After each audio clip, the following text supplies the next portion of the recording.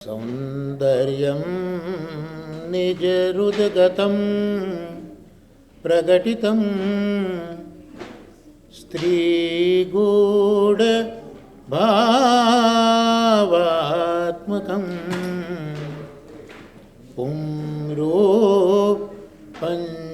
पुनस्तदन्तर्गतं प्राविविशत् स्वप्रिये संश्लिष्टा उभयोर्बभौ रसमय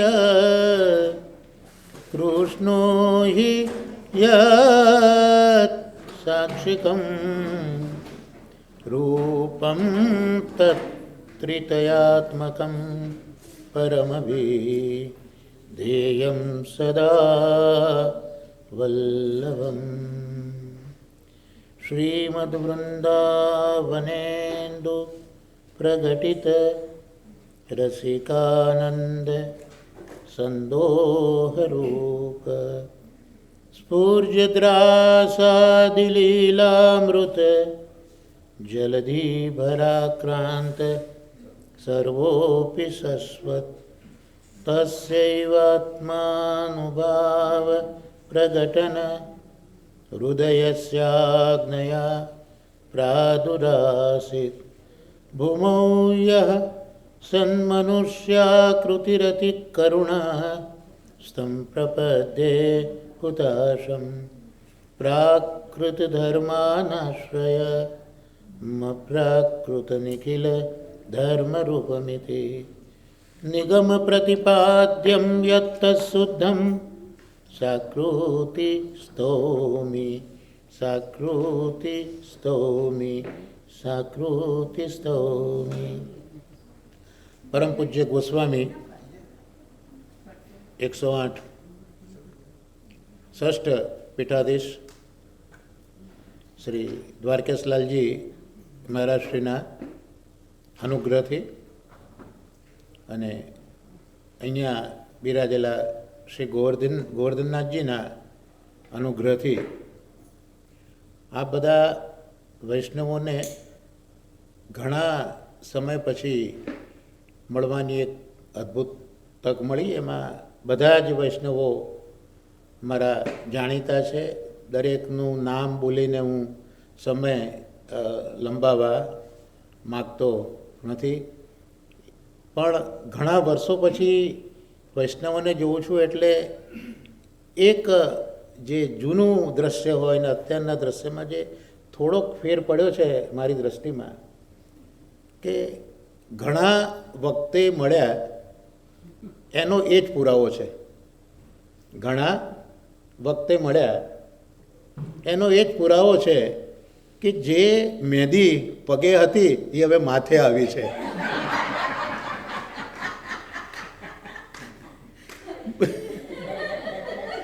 તો કદાચ આટલો ફેર પડ્યો છે, બાકી તો આ બધાનો જે સદભાવ છે, જે પ્રેમ છે એ પ્રેમ તો ભૂલાયો નથી. તો આપણે જે આજનો આપણો સત્સંગ છે આશ્રય, અન્યાશ્રય, અનન્યાશ્રય, એમાં 8મી તારીખે આપણે આશ્રય શું છે એ થોડોક સમજવાનો પ્રયત્ન કર્યો હતો. એટલે આશ્રય તો એક શ્રીમદ ભાગવતની અંદર જે 12મો સ્કંદ છે ઠાકોરજીનો, વામ હસ્ત જે ઊંચો કરીને ઉક્ષિપ્ત હસ્ત બોલાવે છે આપણને કે આવો, તમે મારી પાસે આવો. એ આશ્રય લીલા એક આશ્રય સાથે આપણે ભણી જાય. જ્યાં કૃષ્ણાશ્રય જ જરૂરી છે, ત્યાં 12મા સ્કંદમાં લોકાશ્રય, ભાગવત આશ્રય, બધા આશ્રયો 5 પ્રકારના આશ્રય મહાપ્રભુજીએ ભાગવતાર પ્રકરણમાં બતાવ્યા છે. પણ અલ્ટિમેટલી તો મહાપ્રભુજીએ જે 9મો સ્કંદ લખ્યો કૃષ્ણાશ્રય, એમાં બધું જ આવી ગયું કે સર્વ માર્ગેષુ નષ્ટેષુ કલૌ ચ કલ ધર્મિણી પાષંડ પ્રચુરેલો કે કૃષ્ણ એવ ગતિર્મમ. તો એ જે આખો ગ્રંથ છે ત્યાં જે મહાનુભાવોએ એની ઉપર એક સૂક્ષ્મ વિચારો રજૂ કર્યા છે. ત્યાં મહાપ્રભુજીનો સમગ્ર દૃષ્ટિકોણનું નિરૂપણ કર્યું છે. કારણ કે આપણે બધા માનીએ કે યજ્ઞ તો કરવો જ જોઈએ, યજ્ઞ જરૂરી છે. ઇવન વેદોની અંદર પણ કહ્યું છે કે ભાઈ તું જીવાય એટલું જીવ, 100 વર્ષનું જીવ, પણ તારે યજ્ઞ તો કરવો જ જોઈએ. અને એ પ્રમાણે યજ્ઞવાળું જીવન લોકો જીવતા અને આજે બી જીવવાનો પ્રયત્ન કરી રહ્યા છે. પણ આચાર્ય ચરણોએ કીધું કે યજ્ઞ જો કરવો હોય તો એમાં 6 તત્વો જરૂરી છે. કયા કયા 6 તત્વો? દેશ, કાળ, દ્રવ્ય, કર્તા, મંત્ર અને કર્મ. આ 6 જ્યારે વસ્તુઓ ભેગી થાય તો યજ્ઞ સાચો થાય. જો દેશ બરાબર ના હોય, જો કાલ બરાબર ના હોય, મંત્ર બરાબર ના હોય, તો પછી એ બહુ રિઝલ્ટ ન આપે. એટલે મહાપ્રભુજીએ આજ્ઞા કરી કે અત્યારના કલિયુગમાં આ 6 જે પદાર્થો યજ્ઞ માટે જરૂરી છે એ શુદ્ધ અવસ્થામાં મળવા સંભવ જ નથી, એ શક્ય જ નથી. એ મહાપ્રભુજીની પોતાની બહુ સ્પષ્ટ વિચારધારા છે. અને એટલે શ્રી મહાપ્રભુજીએ કહ્યું કે ભાઈ અલ્ટિમેટલી તમે કૃષ્ણાશ્રય કરો, કૃષ્ણનો આશ્રય કર્યો. એટલે સર્વ માર્ગે સુનષ્ટે શું કલૌ છે કલધર્મિણી પાષંડ પ્રચુરી લોકે. તો ત્યાં જે કાલ છે એ કાલ અશુદ્ધ છે એમ બતાવ્યું છે. એમ ક્રમશઃ આપણે કૃષ્ણાશ્રયના શ્લોક જોતા જઈએ ત્યાં મહાનુભાવે બતાવ્યું કે ક્રમશઃ દેશ, કાળ, દ્રવ્ય, કર્તા, મંત્ર બધું જ અત્યારના આપણને ઉપયોગી થાય એવું છે નહીં. પણ યજ્ઞ તો કરવાનો જ છે, એ તો આજ્ઞા છે જ, વેદની આજ્ઞા છે. ને આપણો સંપ્રદાય ભલે વૈષ્ણવ સંપ્રદાય છે, પણ એનો અર્થ એવું નથી કે આપણે વૈદિક ધર્મથી જુદા છીએ. એ આપણે આઈડેન્ટિટી એવી તો છે જ નહીં. અને જેટલો આદર મહાપ્રભુજીએ વેદો તરફ બતાવ્યો છે એ અદ્ભુત. મહાપ્રભુજીએ પોતાનો લગાવ જે છે, પ્રેમ છે, એ વેદોમાં બતાવ્યો છે. એટલે જ્યારે આ સૌથી પહેલાં શંકરાચાર્ય થયા, મધ્વાચાર્ય થયા, રામાનુજાચાર્ય થયા, તો એમાં શંકરાચાર્યજી એ વખતે બૌદ્ધિઝમ બહુ હતું. એટલે બૌદ્ધિઝમને ખાળીને આ સનાતન માર્ગને પ્રગટ કરવા માટે શંકરાચાર્યજીએ માયાવાદને લોકો આગળ મૂક્યો, આચરી શકાય. એટલે જે પંચ તત્વ, પંચદેવ છે એની પૂજા એમને શરૂ કરાવી હતી. તો એ પોતાનો જે સિદ્ધાંત છે, પોતાનો વેદાંત છે, એને એ અદ્વૈતવાદ તરીકે ઓળખાવે છે, માયાવાદ છે. તો એ માયાવાદને સમાજ આગળ મૂકવા માટે વેદોની સહાય એ શંકરાચાર્યએ લીધી. પણ એમાં કેટલીક શ્રુતિઓ એવી હતી વેદોની કે જે એમના પોતાના આ ડોક્ટ્રીનને 100% મદદરૂપ થતી નહોતી. એટલે શંકરાચાર્યએ જે એમના ડોક્ટ્રીનને સપોર્ટ કરે એટલી શ્રુતિઓને મુખ્ય શ્રુતિઓ કહી, અને જે શ્રુતિઓ સપોર્ટ કરતી નહોતી એ શ્રુતિઓને કીધું આ તો ગૌણ શ્રુતિઓ છે. એમ એમણે એક તારતમ્ય આપ્યું. જ્યારે મહાપ્રભુજીએ આજ્ઞા કરી કે વેદમાં કંઈ મુખ્ય નથી, કંઈ ગૌણ નથી, બધું એક સમાન જ છે. કારણ કે સવાલ ત્યાં આવ્યો કે કોક શ્રુતિ એવું કે ભાઈ ઠાકોરજીને હાથ નથી, પગ નથી, મુખારવિંદ નથી, અને બીજી બાજુ શ્રુતિ કે ઠાકોરજી ચાલી પણ શકે છે, ઠાકોરજી પકડી પણ શકે છે, ઠાકોરજી સાંભળી પણ શકે છે. તો આ જે બે વિરુદ્ધ પ્રકાર છે એને સમજાવવા માટે મહાપ્રભુજી પહેલાંના આચાર્યો પ્રાય એટલા બધા સફળ ન રહ્યા. મહાપ્રભુજીએ આ બતાવ્યું કે કોઈ શ્રુતિ મોટી નથી, કોઈ શ્રુતિ નાની નથી. સમજવાનો ફેર એ છે કે જે શ્રુતિઓ કહે છે કે મહાપ્રભુજીને હાથ નથી, પગ નથી, એવું કહેવા માગે છે કે મનુષ્યના જે હાથ પગ જે છે પંચમહાભૂતના, લૌકિક, પ્રાકૃત, એ ઠાકોરજીમાં નથી. પણ હાથ પગ તો છે, તો એ બધા અપ્રાકૃત છે. આ બધા આખા મહાપ્રભુજીના બહુ વિચારો હતા. એના ઉપર આપે સમજાવ્યું કે હવે યજ્ઞ તો કરવાનો જ છે. એટલે મહાપ્રભુજીએ શું કર્યું? પોતાના સેવકોને ઠાકોરજી પધરાવી આપ્યા. યજ્ઞ કરો એટલે અગ્નિ તો જોઈએ, તો અગ્નિ ક્યાં શોધવા જવાનો? એટલે ઠાકોરજીનું જે મુખારવિંદ છે એ મુખારવિંદમાં અગ્નિનું સ્થાન છે. વૈશ્વાનર એ અગ્નિનું સ્થાન છે. એટલે મહાપ્રભુજી કહે છે કે તમે જે કંઈ કરો એ ઠાકોરજીને ધરો.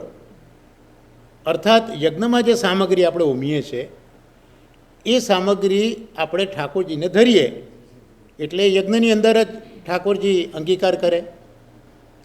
આ આખા ડાયલોગ જે થયા હતા જનક રાજા અને યાજ્ઞવલ્કજીની સાથે ડાયલોગ થયેલો હતો. એટલે યાજ્ઞવલ્ક મુનિએ પણ જનક રાજાને કહ્યું કે ભાઈ તું 100 વર્ષ જીવ, પણ તું યજ્ઞ તો કર. પણ જનક રાજાએ આપણા જેવા જીવોનો કદાચ વિચાર કર્યો હશે. જનક રાજાએ કે ભાઈ હવે તમે યજ્ઞ કરો તો એમાં તો હવિષ્યાન્ન જોઈએ. એટલે યજ્ઞમાં જે કંઈ આપણે હોમીએ એને હવિષ્ય અન્ન કહે. તો કે હવિષ્ય અન્ન લાવવાની માનો કે દરેકની પરિસ્થિતિ નથી, સામર્થ્ય એવું નથી કે હવિષ્ય અન્ન અમે લાવી શકીએ, તો પછી યજ્ઞ કઈ રીતે કરવાનો? એટલે યાજ્ઞવલ્કે કીધું કે તો પછી 5 સમિધો એની આહુતિ આપો. સમિધો એટલે એક લાકડાનું મોટું પાત્ર આવે, જે યજ્ઞમાં આપણે ઘી વગેરે ઉમીએ છીએ ને, એને સમિધ કહે. એટલે એ તમે જો હવિષ્યાને ન ધરી શકો તો 5 સમિધો એ તમે યજ્ઞમાં નાખો. જનક રાજા કહે તો બરાબર છે, પણ માનો કે સમિધો પણ ના લાવી શક્યા તો કે તમે જે આ વનમાં કાષ્ટને બધું હોય ને, કાષ્ટ પડેલા હોય, એ કાષ્ટ તમે હોમ કરો અને યજ્ઞ કરો તો બી એ ગણાશે. જનક રાજા કે માનો કે એ પણ ના લાવી શક્યા, કોઈની તબિયત સારી નથી, ના ગયા વનની અંદર, ન આવ્યા લાકડા, તો શું કરવાનું? તો યાજ્ઞવલ્કે કે તારા ઘરમાં ઘી તો હોય ને, તો ઘીનો હોમ કરજે. તો આ રીતે ઓલ્ટરનેટ યાજ્ઞવલ્કેજીએ જનકને બતાવ્યા કે ભાઈ મુખ્ય તો હવિષ્યાન જ યજ્ઞમાં હોમવું જોઈએ. એ શક્ય નથી તો 5 સમિધો એ તમારે હોમવા જોઈએ. એ બી શક્ય નથી તો વનમાં લાકડા પેડા છે વીણીને લાવો, એ તમે હોમો. અને એ બી શક્ય નથી તો ઘરમાં ઘી તો બધાને ત્યાં હોય, એ તમે હોમો. આ આખી જે ઉપનિષદની સંવાદ છે, મહાપ્રભુજીએ આપણા પર શું કૃપા કરી કે આપણે ત્યાં હવિષ્યાન્ન એટલે સખડી ભોગ, હવિષ્યાન્ન એટલે સખડી ભોગ, 5 સમિધો અન્ન સખડી, તમે લાકડા લઈ આવો, એ ફલ ફૂલ જે ઠાકોરજીને ધરીએ તે, અને જે ઘી છે એ મિશ્રી ધરો તે.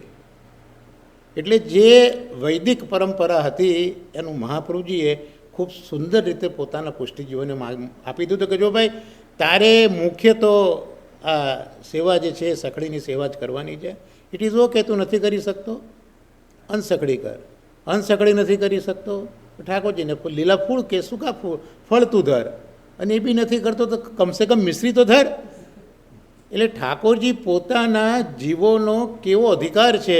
અત્યારના વલ્લભકુળના મહાપ્રભુજીને ગુસાઈજીને સમય તો વાત કરવા જેવી જ નથી, તો આપણે યાદ કરીને ઘણી વખત હૃદય ભરી આવે કે કેવી વિકટ પરિસ્થિતિમાં 84-252 પ્રભુને જે લાડ લડાયા છે.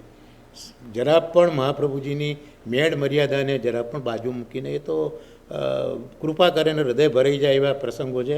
પણ અત્યારના જે યુગ પ્રભાવમાં જે આ છે એમાં મહાપ્રભુજી આ બધી વિધાઓ દાખલ કરી દીધી. હવે એની સાથે આપણે જોઈએ કે યજ્ઞ જે કરવાના બ્રાહ્મણો હોય એને ઋત્વિજો કહે.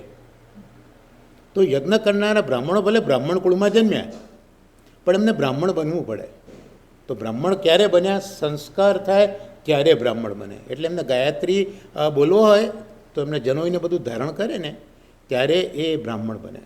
એટલે મનુ મહારાજે પણ સ્મૃતિમાં કહ્યું કે જન્મના જાયતે ક્ષુદ્ર સંસ્કારાદ દ્વિજ ઉચ્યતે વેદાન પઠતી વૈદિક વેદાન પડતી વિપ્રહ બ્રહ્મ જાનાતિ બ્રાહ્મણ.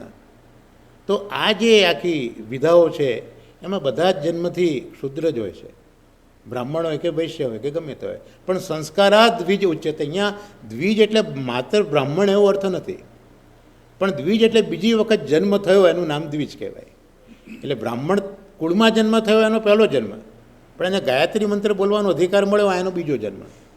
એવી રીતે મહાપ્રભુજીએ ત્યાં સુધી લખ્યું છે કે માત્ર આપણા વર્ણાશ્રમની પરંપરા જે યુગોથી ચાલી આવતી હતી એમાં ક્ષુદ્રોને આ સંસ્કારનો અધિકાર મનુ મહારાજે નથી આપ્યો. બાકી તો બ્રાહ્મણ વૈશ્ય ક્ષત્રિય દરેકે સંસ્કાર તો કરવા જ પડે. એટલે મહાપ્રભુજી તો આજ્ઞા કરે છે કે ઇવન ક્ષત્રિય હોય કે વૈશ્ય હોય, પણ જ્યાં સુધી સંસ્કાર ના થાય ત્યાં સુધી એ જે ક્ષત્ર દેવતા, જે વૈશ્યની દેવતા, એનો પ્રાદુર્ભાવ એના શરીરમાં ન થાય, આવું મહાપ્રભુજીનું માનવું હતું. તો એવી રીતે આપણે પણ વૈષ્ણવ ઘરની અંદર જન્મ્યા પણ હજી સંસ્કાર થયા નથી. એટલે સંસ્કાર થાય એટલે આપણે સૌથી પહેલાં નામ મંત્રની દીક્ષા મળે. એટલે જેમ પહેલાં બ્રાહ્મણને ગાયત્રી બોલવાનો અધિકાર મળ્યો એમ આપણને નામ મંત્ર મળ્યો એટલે શ્રી કૃષ્ણ શરણમ બોલવાનો અધિકાર મળ્યો. પછી હવે યજ્ઞ કરવો હોય બ્રાહ્મણો તો પાછી બીજી દીક્ષા લેવી પડે અને દીક્ષિત થવું પડે. એમ આપણે બી પછી ઠાકોરજીની સેવા કરવી હોય તો પછી બ્રહ્મ સંબંધ મંત્ર લેવો પડે. એટલે આ જે વેદની અંદર કોણ સેવા કરી શકે, કયા સંસ્કાર પછી કરી શકે, તો એ બધાનો જ સુંદર એક જવાબ આપણા વૈષ્ણવ માટે મહાપુરુષે મૂકી દીધો કે ભાઈ તું નામ મંત્ર દીક્ષા પામીશ એ તારા સંસ્કાર છે, બ્રહ્મ સંબંધ લઈશ એ પણ તારા સંસ્કાર છે, પણ એ સંસ્કારથી તને ઠાકોરજીની સેવા કરવા મળશે. જેમ આપણે આપણા ઘરે છોકરી હોય એના સગપણ કરીએ તો સગપણ કરીએ તો બિચારી એનો જે ફિયાન્સ છે એની સાથે ફોન ઉપર વાતચીત કરી શકે એટલે એને છૂટ મળે, પણ પોતાના પતિ સાથે રહેવું જોઈએ, એના ફિયાન્સ સાથે રહેવું તો લગ્ન કરવા પડે ને. તો પછી બ્રહ્મ સંબંધ મંત્ર અને નામ મંત્ર એ આવું તારતમ્ય આપણા સંપ્રદાયમાં છે. તો મહાપ્રભુજી આપણને આ રીતે આ સેવાનો પ્રકાર શીખવ્યો છે. એટલે મહાપ્રભુજી હવે આ જે સેવાનો પ્રકાર આપણને બતાવે છે કે આશ્રય તો કૃષ્ણનો જ છે, કૃષ્ણાશ્રયમાં આપણે વિચાર કર્યો પ્રમાણે બધું જ જતું રહ્યું છે, અને જે અગ્નિહોત્ર કરવાનો છે તે પણ અત્યારના શક્ય નથી. તો મહાપ્રભુજી આપણને સંસ્કાર આપ્યા અને આપણને કૃષ્ણ સેવા કરવાની કહી. પછી આપણે વિચાર કર્યો કે ભાઈ કૃષ્ણ સેવા તો કરવી છે, પણ અંતઃકરણ આપણું શુદ્ધ નથી. તો અંતઃકરણને શુદ્ધ કરવા માટે શું કરવું જોઈએ? તો મહાપુરુષે આપણને વિવેક, ધૈર્ય અને આશ્રય, આ ત્રણ જે લક્ષણો છે વૈષ્ણવના એ આપણને શીખવ્યા. એટલે આપણે ગયા સત્સંગમાં અહીંયા અટક્યા હતા કે થોડુંક આપણે વિચાર કરીશું. તો હવે આપણે જે આશ્રયનો વિચાર કરીએ છીએ એ જે ભાગવતમાં જે શ્રી આશ્રય લીલા છે એની થોડીક સમજ મેળવ્યા પછી હવે મહાપુરુષજી જે આશ્રયને કહેવા માગે છે તેનો આપણે વિચાર થોડો કરવો પડે. પ્રાય મહાપ્રભુજીએ જે કંઈ ગ્રંથો લખ્યા છે પોતાના કોકના કોક સેવકને સેવામાં કંઈક મુશ્કેલી પડી, કંઈક પઝલ આવી, કંઈક પ્રશ્નો ઉપસ્થિત થયા તો મહાપ્રભુજીને ગોસાઈજીને પૂછ્યું છે અને એમણે એનો એક ચોક્કસ રસ્તો બતાવ્યો છે. પણ આ એક વિવેક ધૈર્યાશ્રય ગ્રંથ જે 8મો ગ્રંથ છે 16 ગ્રંથમાં, એ 16 ગ્રંથમાં આ 8મા ગ્રંથમાં કોઈ એવો વૈષ્ણવ મળતો નથી કે જેને મહાપ્રભુજીને કંઈક પ્રશ્ન પૂછ્યો અને મહાપ્રભુજીના સમાધાનમાં આ ગ્રંથ લખ્યો એવું મળતું નથી. પણ 252 વૈષ્ણવની વાર્તામાં વિઠ્ઠલદાસ ની વાર્તા આવે છે.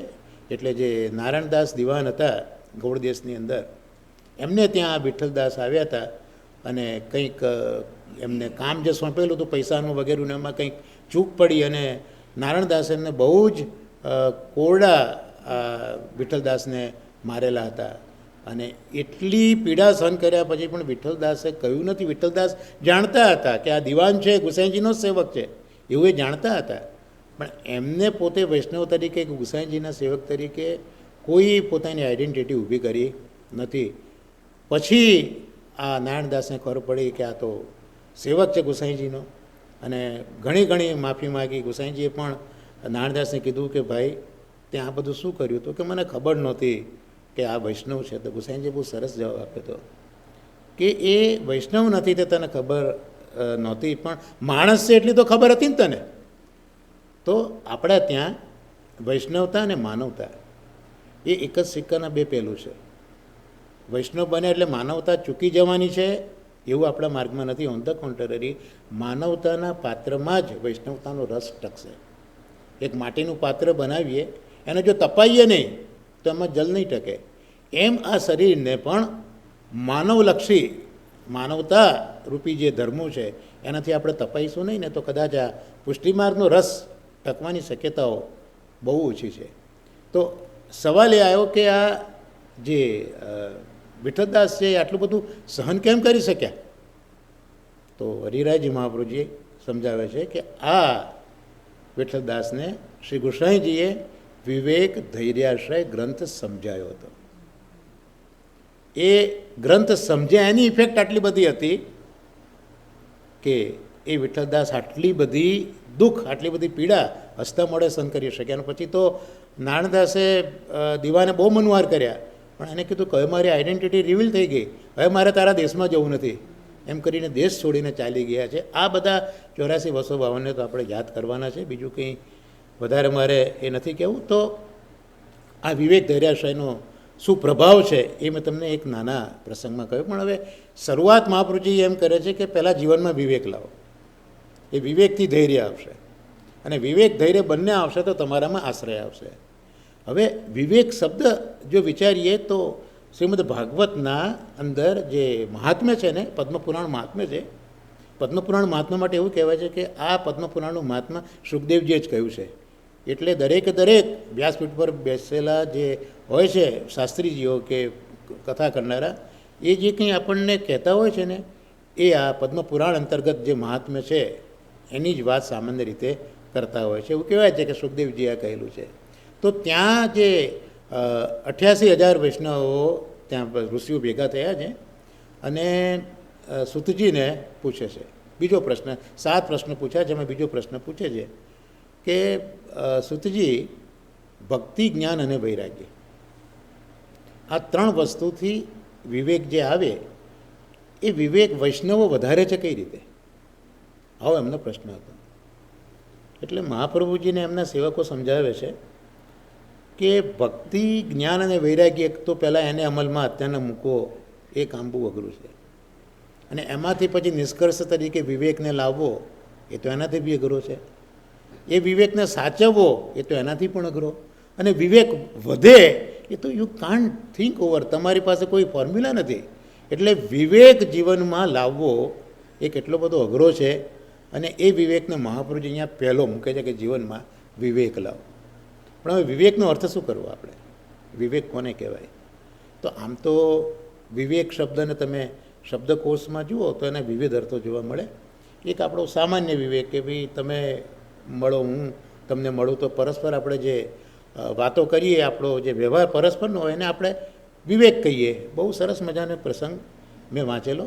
કલ્યાણજી આણંદજી મ્યુઝિશિયન, બહુ ગમ્મતથી સ્વભાવ કલ્યાણજીનો, અને એક પ્રોડ્યુસર આવ્યો હમણાં ડાયરેક્ટર લઈને કે કલ્યાણજીભાઈ, આપણા નવા મૂવી માટે સંગીત તમે બનાવો, એમ કે તમે કોઈ હું કરવા તૈયાર છો. એટલે આમનો નટખટ સ્વભાવ. તો કે જો ભાઈ સંગીત મારી પાસે છે પણ 3 પ્રકારનું છે. પેલો કે 3 પ્રકારનું એટલે કયા 3 પ્રકાર? તો એક એલોપેથિક મ્યુઝિક છે મારી પાસે, એક આયુર્વેદિક મ્યુઝિક છે, એક હોમિયોપેથિક મ્યુઝિક છે. હવે આમાં 3માંથી તારે કયું મ્યુઝિક જોઈએ છે એ તું મને કહે. પેલો કે મને પણ સમજાવો તો ખરે કે આમાં કઈ રીતે આ તમે બધા નામ આપ્યા. તો પેલો કલ્યાણજીભાઈ હસતા હશે કે જો ભાઈ પિક્ચર તારું પડે અને તરત જો ગાનો ક્લિક થાય તો આયુર્વેદિક મ્યુઝિક માનજે, અરે તો એ એલોપેથિક મ્યુઝિક માનજે. અને મુકાયા પછી વાર લાગી તો માનો કે આયુર્વેદિક મ્યુઝિક છે. એટલે પેલો ચમક્યો કે તો પછી હોમિયોપેથિક કોને કહેવું? રિઝલ્ટ મળે કે ના મળે, ડેટ યુ ટુ ડિસાઇડ. તો આમાંથી તારે શું સિલેક્ટ કરવું છે એ તું મને કહે. તો આ જે પરસ્પર જે વાતચીત છે ને આપણે સામાન્ય રીતે વિવેક કહીએ. બીજો વિવેકનો અર્થ થાય ચરિત્ર, સંસ્કાર. રામ ભગવાન છે એને રામાયણને વિવેકી પુરુષ કહ્યા છે, કારણ કે આપણા સમાજમાં when the character is lost everything is lost. એટલે રામચંદ્રજીનું આ ચરિત્ર છે, એટલે એ ચરિત્ર, એના સંસ્કાર, એને પણ વિવેક તરીકે શાસ્ત્રો ઓળખાવે છે. ત્રીજો વિવેકનો અર્થ થાય, આપણે એવું કહેવાય છે કે હંસ છે એ પોતે પાણી અને દૂધ બે ભેગા હોય અને છૂટા પાડે છે. તો આ જે વિવેક છે, નિરક્ષીર વિવેક, તો કેટલાક લોકો આત્મા સાથે સંકળાયેલી વસ્તુઓ અને આત્મા સાથે સંકળાયેલી એ બે વસ્તુનો ભેદ જુએ છે. તો આ જેનામાં દ્રષ્ટિ છે કે ભાઈ કયું આત્મા સાથે સંકળાયેલું છે, કારણ કે શ્રીમદ ભગવદ્ ગીતા કે ભાગવત જુઓ, જે ભાઈ કન્સર્ન છે એ બધું આત્મા સાથે કન્સર્ન છે. તો આ વિવેક જે છે એ આ રીતનો આત્મા કે અનાત્માનો જે સંબંધ છે શોધવાનું નામ પણ વિવેક તરીકે ઓળખાય. પછી એક જણ એમ કે જે વિવેક એટલે એકાંતને પણ વિવેક તરીકે. 5મો અર્થ એ કર્યો કે પાણી ભરવાનું પાત્ર, એને પણ ઘણા લોકો વિવેક તરીકે ઓળખાવે છે. અને 6ઠ્ઠો અર્થ મળ્યો વિવેક એટલે વિચાર. તો આ 6 અર્થમાંથી મહાપ્રભુજીના મતે જે અભિપ્રેત છે એ વિવેક એટલે વિચાર. મહાપ્રભુજી પોતાના વેદાંતમાં અહીંયા જે વિવેક સમજાવવા માગે છે તો વિવેક એટલે વિચાર. પણ વિચાર એટલે બધા વિચાર નહીં, પણ ઉન્નત વિચાર. ઉન્નત વિચાર એટલે જે તમારા આત્માનું કલ્યાણ કરતા હોય, જે તમને ઉર્ધ્વગામી બનાવતા હોય, એ જે વિચાર છે એ વિચારને મહાપ્રભુજી વિવેક તરીકે ઓળખાવે છે. એટલે વિવેક ધૈર્ય સતતમ રક્ષણીય તું સદા વિવેકસ્તુ હરિ સર્વમ નિજેચ્છાતે કરીશતિ. તો મહાપ્રભુજી હવે ઊંચા વિચારની જે વાત કરે છે એમાં વિવેકને મૂકે છે. કારણ કે આપણે ગયા સત્સંગમાં જોયું કે અંતઃકરણમાં એક તો મન છે, ચિત્ત છે, બુદ્ધિ છે અને અહંકાર છે. તો એ ચારે ચારની શુદ્ધિ એ મહાપ્રભુજી પોતાના જીવને કરાવવા માગે છે. એટલા માટે વિવેક ધૈર્યાશ્રય ગ્રંથ આપણને સમજાવે છે. તો સૌથી પહેલી જે વસ્તુ છે એ કંટ્રોલ આપણી બુદ્ધિ ઉપર હોવો જોઈએ. હમણાં જ રથયાત્રા ગઈ, તો રથયાત્રાની અંદર આ બધા મહાનુભાવો એ જ વસ્તુ કહે છે કે આપણો જે શરીર છે એ શરીર રથ છે. આપણી જે આ 10 ઇન્દ્રિયો છે એ 10 ઇન્દ્રિયો ઘોડા છે. હવે રથને ચલાવે છે કોણ? મન ચલાવે છે. હવે મન તો એવું છે, ઇન્દ્રિયો ઘોડા જેવી છે, ઘોડાને તો જ્યાં ઘાસ જોવા મળે ત્યાં એ તો જાય. તો એ ઘોડા કંટ્રોલમાં રાખવા માટે પ્રગ્રહ લગામ જોઈએ. તો લગામ એટલે બુદ્ધિ, અને પછી એમાં આત્મા બેઠો છે. તો જે કંઈ અગત્યતા છે એ પહેલાં ઘોડાઓને, ઇન્દ્રિયોના ઘોડાઓને કંટ્રોલમાં રાખવાની છે. અને એ ક્યારે બને કે જ્યારે લગામ આપણી મજબૂત હોય તો. નહીં તો મન છે એને ઘોડાઓ ખેંચીને લઈ જાય, પણ અહીંયા ખરેખર મને ઘોડાઓને કંટ્રોલ કરવાના છે. પણ મનમાં એ કંટ્રોલની શક્તિ ક્યારે આવે? એના હાથમાં બુદ્ધિરૂપી લગામ હોય તો. એટલે મહાપ્રભુજીએ સૌથી પહેલાં આપણા બુદ્ધિને મજબૂત કરવાનો પ્રયત્ન કર્યો, અને એ પ્રયત્ન વિવેક દ્વારા કર્યો.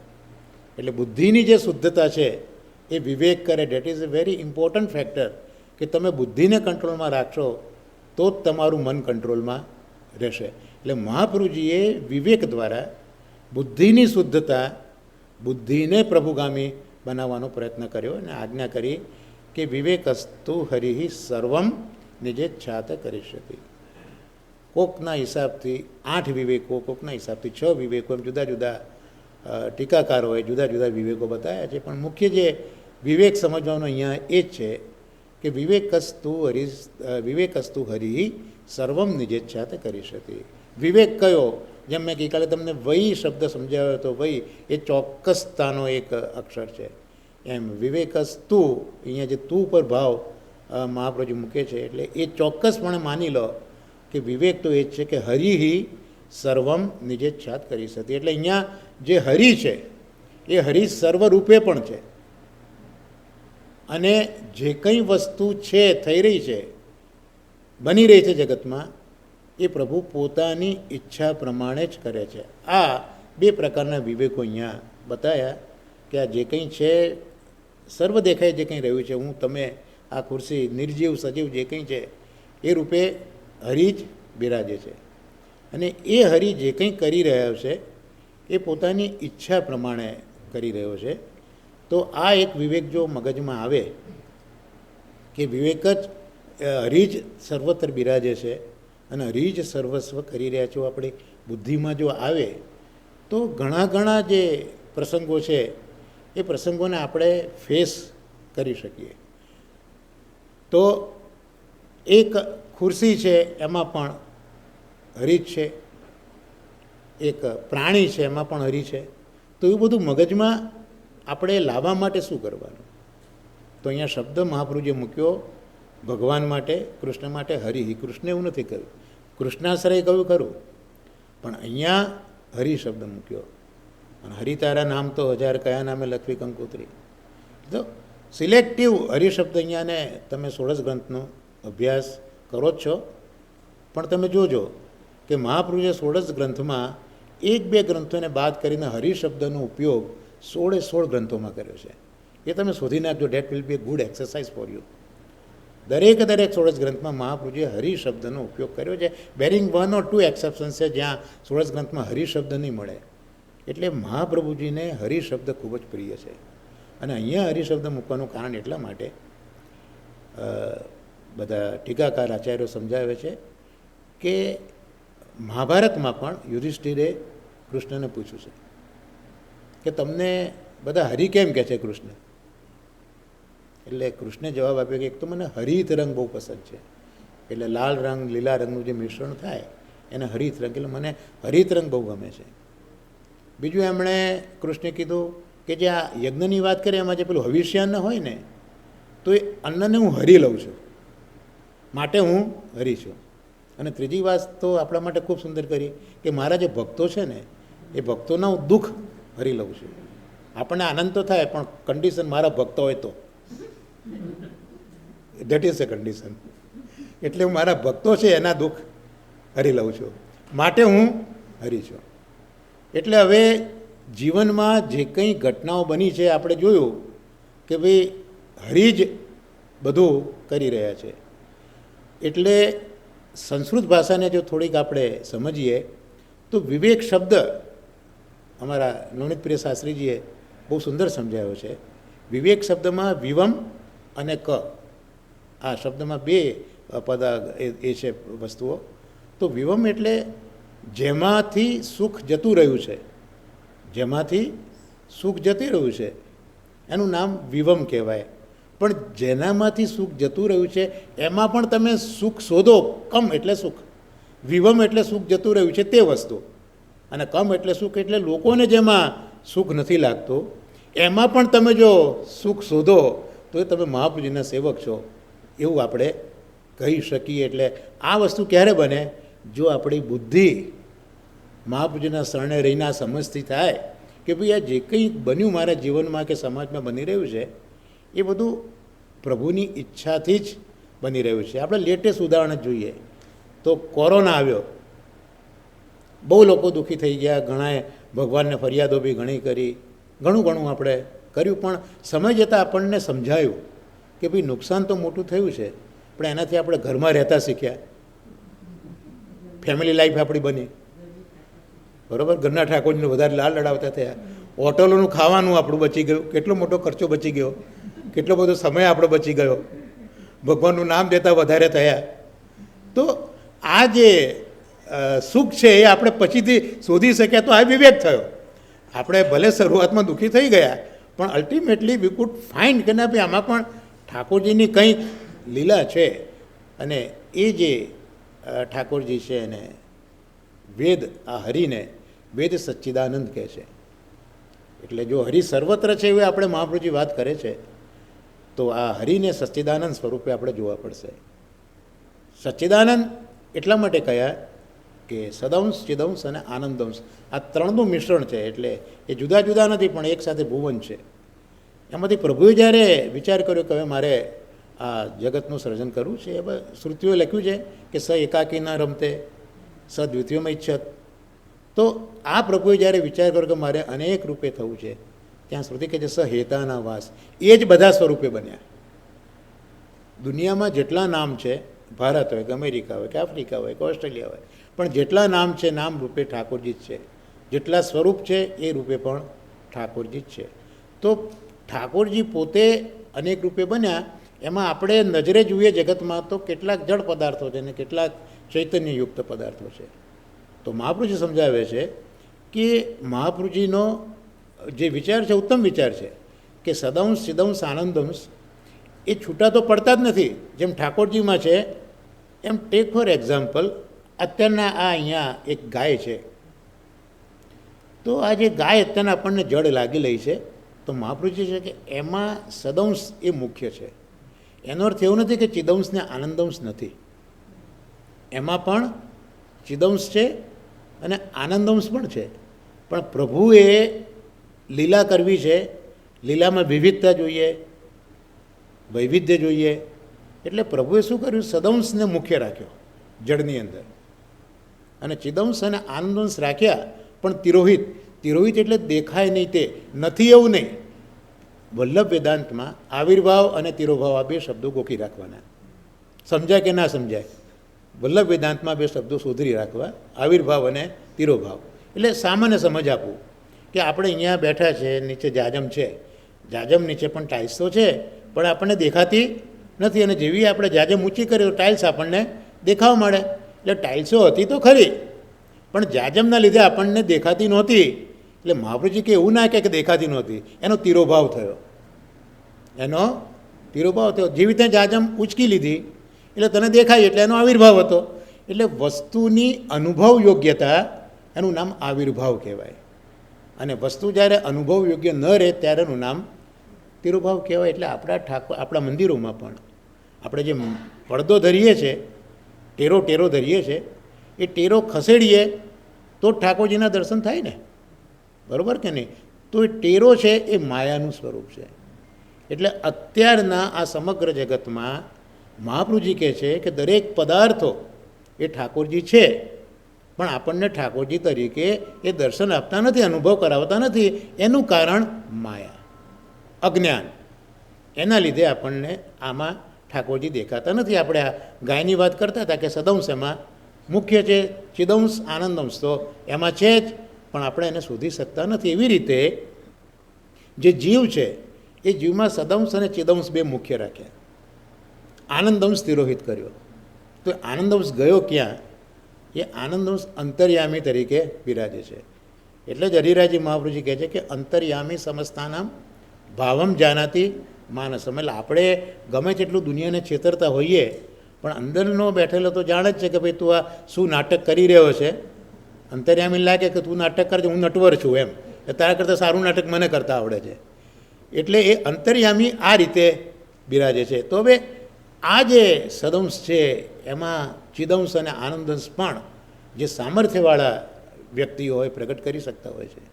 દાખલા તરીકે જ્યારે પ્રહલાદને એના પિતાએ પૂછ્યું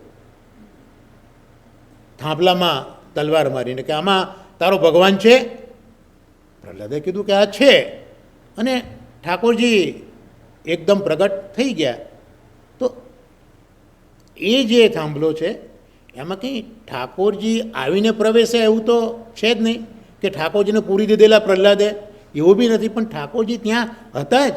પણ પ્રહલાદનો જે ભક્તિભાવ હતો, પ્રહલાદની જે દ્રઢતા પોતાના પ્રભુમાં હતી, એ દ્રઢતાના લીધે પ્રભુ તરફનું એનું જે શરણાગતિ, એના લીધે એ જે પથ્થરમાં ચિદંશ આનંદંશ તિરોહિત હતો એ આ ભાવથી પ્રગટ થઈ ગયો. જેમ આપણા જાજમ ઉપાડીને આપણને ટાઇલ્સ દેખાય, એના સેમ વે.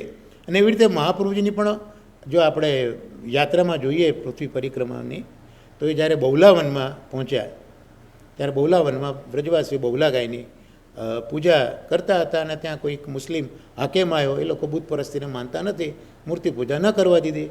વ્રજવાસીઓ ચિંતામાં હતા. ત્યાં મહાપ્રભુજી પધાર્યા, પોતાની પરિસ્થિતિ જણાવી કે આવું કહે છે. અને આ બહુલા ગાયનો પણ પ્રસંગ એવો હતો કે એક વખત બહુ વર્ષો પહેલાં આ બહુલા ગાય બધી ગાયો સાથે આવતી હતી સાંજના સમયે, અને એક સિંહ આવ્યો અને સિંહ એને મારવા તૈયાર થયો. ત્યારે પેલી બહુલા ગાય કે ભાઈ જો મારું વાછરડું સવારનું ટળવળે છે, મને ત્યાં જવા દે, હું એને દૂધ પીવડાવીને આવું છું, તો મારા પર વિશ્વાસ રાખ, હું પાછી જરૂર આવીશ. એટલે પેલા સિંહ જા તું જઈ આવો, ને પેલી દૂધ પીવડાવીને પાછી આવી. એટલે સિંહ રાજી થઈ ગયો. હકીકતમાં કોઈક દેવતા એ સિંહ બનીને પરીક્ષા કરવા આવેલો. એટલે પેલી ગાય આવી એટલે એને છોડી મૂકી, દેવતા સ્વરૂપે દર્શન આપ્યા. ગામના લોકોએ આ વાત જાણી એટલે બહુલા ગાયની પૂજા શરૂ કરી. સમય જતાં બહુલા ગાય મરી ગઈ એટલે એનું પૂતળો બનાવીને એની પૂજા પછી ચાલતી. તેના હાકેમે પછી અટકાવીને ત્યાં મહાપ્રભુજી પધાર્યા. એટલે મહાપ્રભુજી કીધું ભાઈ શું તને વાંધો શું છે? તો કાં તો મૂર્તિ છે, ક્યાં સજીવ છે, તમે એને ગાય અને ઘાસ ખવડાવો તો હું માનું કે ના એ સાચું છે. એટલે મહાપ્રભુજીએ કીધું સારું. બીજે દિવસે એને બોલાયો અને ગાય જે હતી એના પૂતળાના પૂંછડા આગળ મૂક્યું ઘાસ, અને જે ગાય છે એ ફરીને ઘાસ ખાવા લાગીને ત્યારથી પછી બહુલા ગાયની જે પૂજા તે શરૂઆત થઈ. એટલે અત્યાર સુધી ગાયની અંદર માત્ર સદંશ મુખ્ય હતો, ચિદંશ આનંદંશ તિરોહિત હતો. મહાપ્રભુજીએ પોતાના સામર્થ્યથી ચિદંશ પ્રગટ કર્યો એટલે ગાય ફરી શકી, ચૈતન્ય આવ્યું, અને ખાવા માંડીએ આનંદંશ પ્રગટ કર્યો. તો આ રીતે દરેકે દરેક વિશ્વના પદાર્થોમાં જળ હોય કે ચૈતન હોય, એમાં વિવેકસ્તુ હરિ સર્વમ નિજેચ્છાત કરી શકે. એટલે સર્વ જગ્યાએ સર્વરૂપે ઠાકોરજી જ બિરાજે છે. આ એક બહુ સરસ વસ્તુ મૂકી. હવે એના ઉપર જો થોડોક વિચાર કરીએ આપણે કે પ્રભુ જ બધું કરી રહ્યા છે. આપણે પણ ઘણી વખત બહુ સારી સારી વાતો કરીએ છીએ કે ઝાડનું પાંદડું પણ પ્રભુ સિવાય તો હાલતું જ નથી. આપણે બોલીએ છીએ તો બહુ સરસ રીતે, પણ પછી બધું હાલવા લાગે પછી તકલીફ બહુ થતી હોય છે. એટલે પરિસ્થિતિ એવી છે કે આપ બધા તો અહીંયા જોઉં છું આપના બધા જ કુટુંબોમાં ખૂબ સંપ છે, ખૂબ પ્રેમથી બહેનો ભાઈઓ સાસુ વહુઓ બધા ખૂબ પ્રેમથી રહે છે. પણ કોઈક જગ્યાએ અમારી ઇન્ડિયામાં એવું સાંભળીએ કે સંઘર્ષ થયા કરે છે કુટુંબમાં, બાપ બેટાને થાય, સાસુ બહુને થાય. એટલે હું એની વાત નથી કરતો, હું તો ઇન્ડિયાની વાત કરું છું. તો મહાપ્રભુજીનો જો આ સિદ્ધાંત આપણે વિચારીએ કે જે કંઈ થઈ રહ્યું છે એ પ્રભુ જ કરે છે અને પ્રભુ જ એની પ્રેરણા કરે છે. મહાપ્રભુજીએ પણ પંચમ સ્કંદના ભાગવતાર્થ લખ્યો, ત્યાં આ મંગલાચરણ કર્યું છે કે બુદ્ધિ પ્રેરક કૃષ્ણસ્ય પાદ પદ્મમ પ્રસિદ્ધ હતું. બુદ્ધિના પ્રેરક કોણ છે? કૃષ્ણ છે. તો એવા કૃષ્ણના ચરણ કમલ અમારા પર સદા પ્રસન્ન રહો. એટલે બુદ્ધિની પ્રેરણા બી કોણ કરે છે? કૃષ્ણ કરે છે. એટલે આ જો આ વિવેકનો આપણે વિચાર કરીએ એટ લાર્જ, તો હવે માનો કે આપણે જ્યાં કામ કરીએ છીએ ત્યાં આપણો બોસ છે કે આપણો સહાધ્યાયી છે કે આપણા કોઈ બી ફેમિલી મેમ્બર છે, એ માનો કે કોઈ વખત આપણને કશું કહે છે,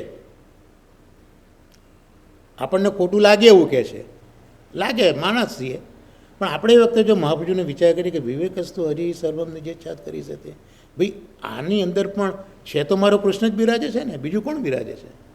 એના હૃદયમાં કૃષ્ણ જ બિરાજે છે ને એ જ પ્રેરણા કરે છે, માટે તો એ બોલી શક્યો. તો કદાચ મારામાં કંઈક ખામી છે કે મારામાં કંઈક ન્યૂનતા છે, કંઈક મારી ભૂલ છે અને પ્રભુ સુધારવા માગે છે. કારણ કે ઠાકોરજી કયા સ્વરૂપે આપણી પાસે આવશે એવું નહીં માનું કે મુકુટ કાચની ધરીને જ આવશે. એ તો હવે પેલા અલી ખાન પઠાણ જેવા તો બહુ ઓછા હોય કે ઠાકોરજી એના માટે મુકુટ કાચની ધરીને દર્શન આપે. એટલે કોઈ બી સ્વરૂપે આવે, ન જાણે કિસ રૂપ મેં હરી મિલ જાય.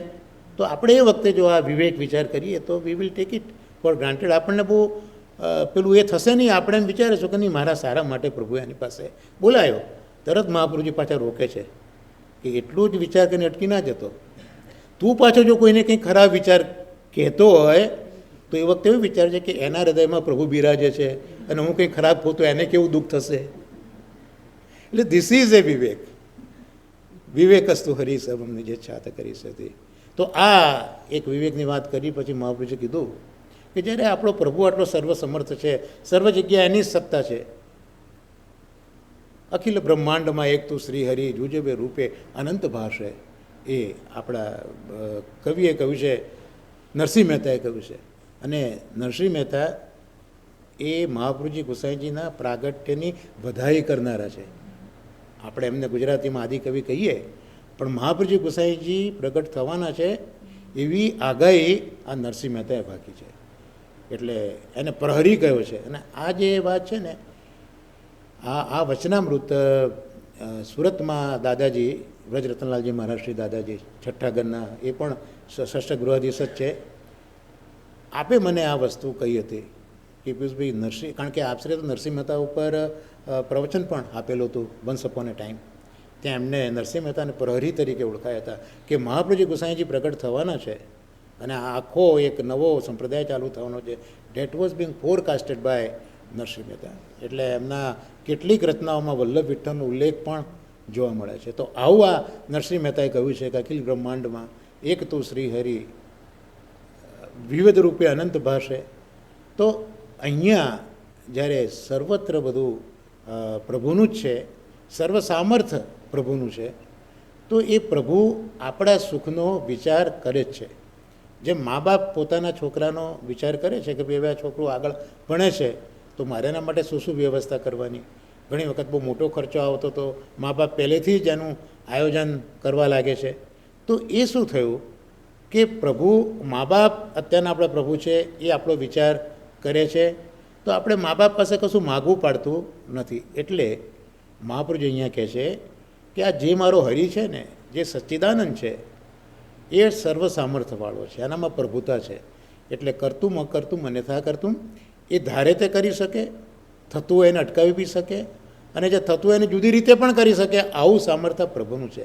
તો એ પ્રભુ શબ્દને સમજવો હોય, પ્રભુતા, કરતું અકર્તું અન્યથા કરતું, ભવિતું અન્યથા ભવિતું અભવિતું, આ આખી જે પ્રભુની વ્યાખ્યાને સમજવી હોય ને, તો શ્રી ગુસાઈજીને આપણે યાદ કરવા પડે. કે ગુસાઈજીને આપણા ઠાકોરજીમાં કોઈ ભેદ નથી. તો ગુસાઈજીને પણ નામરત્ન કે સ્તોત્રમાં રઘુનાથજીએ પ્રભુ નામથી ઓળખાયા છે. જેમ ગુસાઈજીએ મહાપ્રભુજી માટે સર્વોત્તમ સ્તોત્ર લખ્યું છે, એમ રઘુનાથજીએ પોતાના પિતૃચરણ માટે નામરત્ન કે સ્તોત્ર લખ્યું છે. ત્યાં ગુસાઈજીની એક ઓળખ પ્રભુ તરીકે આપી છે. પ્રભુ એટલે સર્વસામર્થ્ય, કરતું અકર્તું અન્યથા કરતું. જે થાય છે, જે થઈ રહ્યું છે અત્યારના, એ બધું પ્રભુ જ કરાવે છે. આપણે જાગ્યા અને ઊંઘ્યા ત્યાં સુધીની જે કંઈ આપણી ક્રિયાઓ છે કરાવનાર તો પ્રભુ છે, કરતું. અકર્તું. એટલે ઘણી વખત આપણે કરવું એ પણ ના કરી શકીએ, અને જે થતું હોય યુઝ્યુઅલી એના કરતાં કંઈક જુદી રીતે કરાવે. તો ગુસાઈજીના જીવનને આપણે જોઈએ તો પેલા હતીત પતિત રાક્ષસો હતા, એનો ઉદ્ધાર કોઈ દિવસ થાય એવો હતો નહીં, છતાં પોતાના સેવકના માધ્યમથી હતીત પતિતનો ઉદ્ધાર કર્યો છે. અમારા આપણે ગુજરાતમાં મહીસાગર જે છે ને ત્યાં જ આ ઘટના બની છે, હતીત પતિતનો ઉદ્ધાર ગુસાઈજીના સેવકોએ કર્યો છે. તો આ ન થઈ શકે એવી વ્યક્તિનો પણ ઉદ્ધાર કર્યો આ કરતું. ભગવાન હરિ ચાહે સો ખરી, પ્રભુથી સૌ કંઈ થાય છે, પ્રભુથી સૌ કંઈ થાય છે, અમથી ન થાય કંઈ. રાઈનો પર્વત કરે પર્વત બાગની માહી, જે કંઈ છે ક્ષમતા એ પ્રભુની જ છે. પ્રભુ જ સર્વ કરી શકે છે, આપણાથી કંઈ થતું નથી. હું કરું એ જ અજ્ઞાન હતા, શકટનો ભાર જેમ શ્વાન તાણે આવી. આપણા નરસિંહ મહેતાએ આપણને બહુ સમજાવી દીધું છે. એટલે આ જે અતીત પતિતનો પણ ઉદ્ધાર ના થાય કરી આપણે કરતું ગુસાઈજીનું સ્વરૂપ બતાવ્યું, અકર્તું. તો પેલી કુંજરી હતી, એ કુંજરીને જીવાડી, અને કુંજરીને પણ સાક્ષાત ગોવર્ધનનાથજી સ્વરૂપે ગુસાઈજીએ દર્શન આપ્યા છે, વાર્તા સાહિત્યમાં જોજો. પણ એ કુંજરીનો ઉદ્ધાર છેલ્લા દિવસોમાં ગુસાઈજીએ તો કીધું કે હવે આવતા જન્મે તારો ઉદ્ધાર થશે. હવે પેલા પતિતને હદિત કરતાં તો કુંજરી સારી હતી ને, તો આ જન્મમાં ઉદ્ધાર કેમ નહીં, આવતા જન્મમાં તારો ઉદ્ધાર થશે. તો આ અકર્તુમ સ્વરૂપ ગુસાઈજીનું કહેવાય. અને અન્યથા કરતું તો બિરબલ જે છે એ તો ગુસાઈજીનો બહુ સેવક હતો. અને જે કૃષ્ણદાસનો જે આખો પ્રસંગ બન્યો છે એની અંદર જોવા જઈએ તો કૃષ્ણદાસ બિરબલનો જે રોલ છે એ બહુ અહેમ રોલ રહ્યો છે, કારણ કે અકબર રાજાનો એ ચાહીતો અને માનીતો હતો, નવરત્ન માનો એક હતો. તો આ બિરબલની આટલી બધી ઉત્તમ સેવા અને ગુસાઈજીનો સેવક, એ ગુસાઈજી એક વખત ચાંપાભાઈ ભંડારી સાથે ગુજરાતનો પ્રદેશ કરવા પધારેલા, અને આ બિરબલનો આગ્રામાં ત્યાં મુકામ કર્યો. એટલે બિરબલને ત્યાં જ આપે મુકામ કર્યો. અને ગુસાઈજી મહારાજ આમ પોડ્યા એટલે બિરબલને અને ચાંપાભાઈને લાગ્યું કે ગુસાઈજી પોડી ગયા. એટલે બિરબલે ભંડારીને પૂછ્યું કે આ ગુસાઈજી કેમ ભાઈ ગુજરાતનો અત્યારના પ્રવાસ કરે છે અત્યારના. એટલે ચાંપાભાઈએ કીધું કે ભાઈ અત્યારના ખર્ચાની બહુ તકલીફ છે, અત્યારના થોડો ખર્ચો વધારે આવી ગયો છે અને ગુસાઈજી પધારી રહ્યા છે. ગુસાઈજી સૂતા સૂતા સાંભળતા હતા, કારણ કે આ બધા મહાપુરુષો આપણે ઊંઘીએ તો બધા જાગતા જ હોય. ગીતામાં પણ આજ્ઞા કરી છે ને કે જે રાત્રિની અંદર લોકો સૂતા હોય એમાં જે મુનિઓ છે તે બધા જાગતા હોય. એટલે ગુસાઈજીના કાનની અંદર આ વાત ગઈ, ગુસાઈજી કશું જ ના કર્યું. અને ગુસાઈજી વિચારે છે કે બિરબલ હવે મારા કામથી ગયો. ઠાકોરજીના ઘરનો ખર્ચો એ બિરબલ શું ઉપાડી શકવાનો હતો. બિરબલ હવે મારો રહ્યો નથી, એ હવે મારા કામથી ગયો. અને ગુસાઈજી મહારાજ ત્યાં ભંડારીને બી કહેવા રહ્યા નથી કે બિરબલને કહેવા રહ્યા નથી, ત્યાંથી રાતોરાત ઘોડા ઉપર ત્યાંથી આ પાગળ કૂચ કરી ગયા છે. અને એ બિરબલ અન્યથા કરતું કેમ કહું છું, અને એ બિરબલ વૈષ્ણવ સંપ્રદાયમાં અંગીકાર થયેલો, એણે અલ્ટિમેટલી અકબર રાજા જે દિને ઇલાહી ગ્રંથ સંપ્રદાય ચાલુ કર્યો ને એનો સેવક થયો. Birbal ultimately became disciple of Din e Ilahi સંપ્રદાય which was being establish by Akbar રાજા. તો આ અન્યથા કરતુમ ગુસાઈજીનું સ્વરૂપ કહેવાય. તો આપણા ઠાકોરજી પણ કરતુમ, અકર્તુમ, અન્યથા કરતુમ છે. એટલે મહાપુરુષ આપણને એ વિવેક શીખવે છે કે તું પ્રાર્થના ન કરતો. વિવેક સાથે સાથે મહાપુરુષે આપણને આ બીજી એક શું અવિવેક છે, વિવેક સમજાવતા સમજાવતા અવિવેક શું છે પણ મહાપુરુષે સમજાવે છે કે તું પ્રભુ પાસે પ્રાર્થના ન કરતો. પ્રાર્થિત એવા તથા કિમ સ્યાત સ્વામી અભિપ્રાય સંશયાત, તને તારા સ્વામીના અભિપ્રાયમાં કંઈ સંશય છે?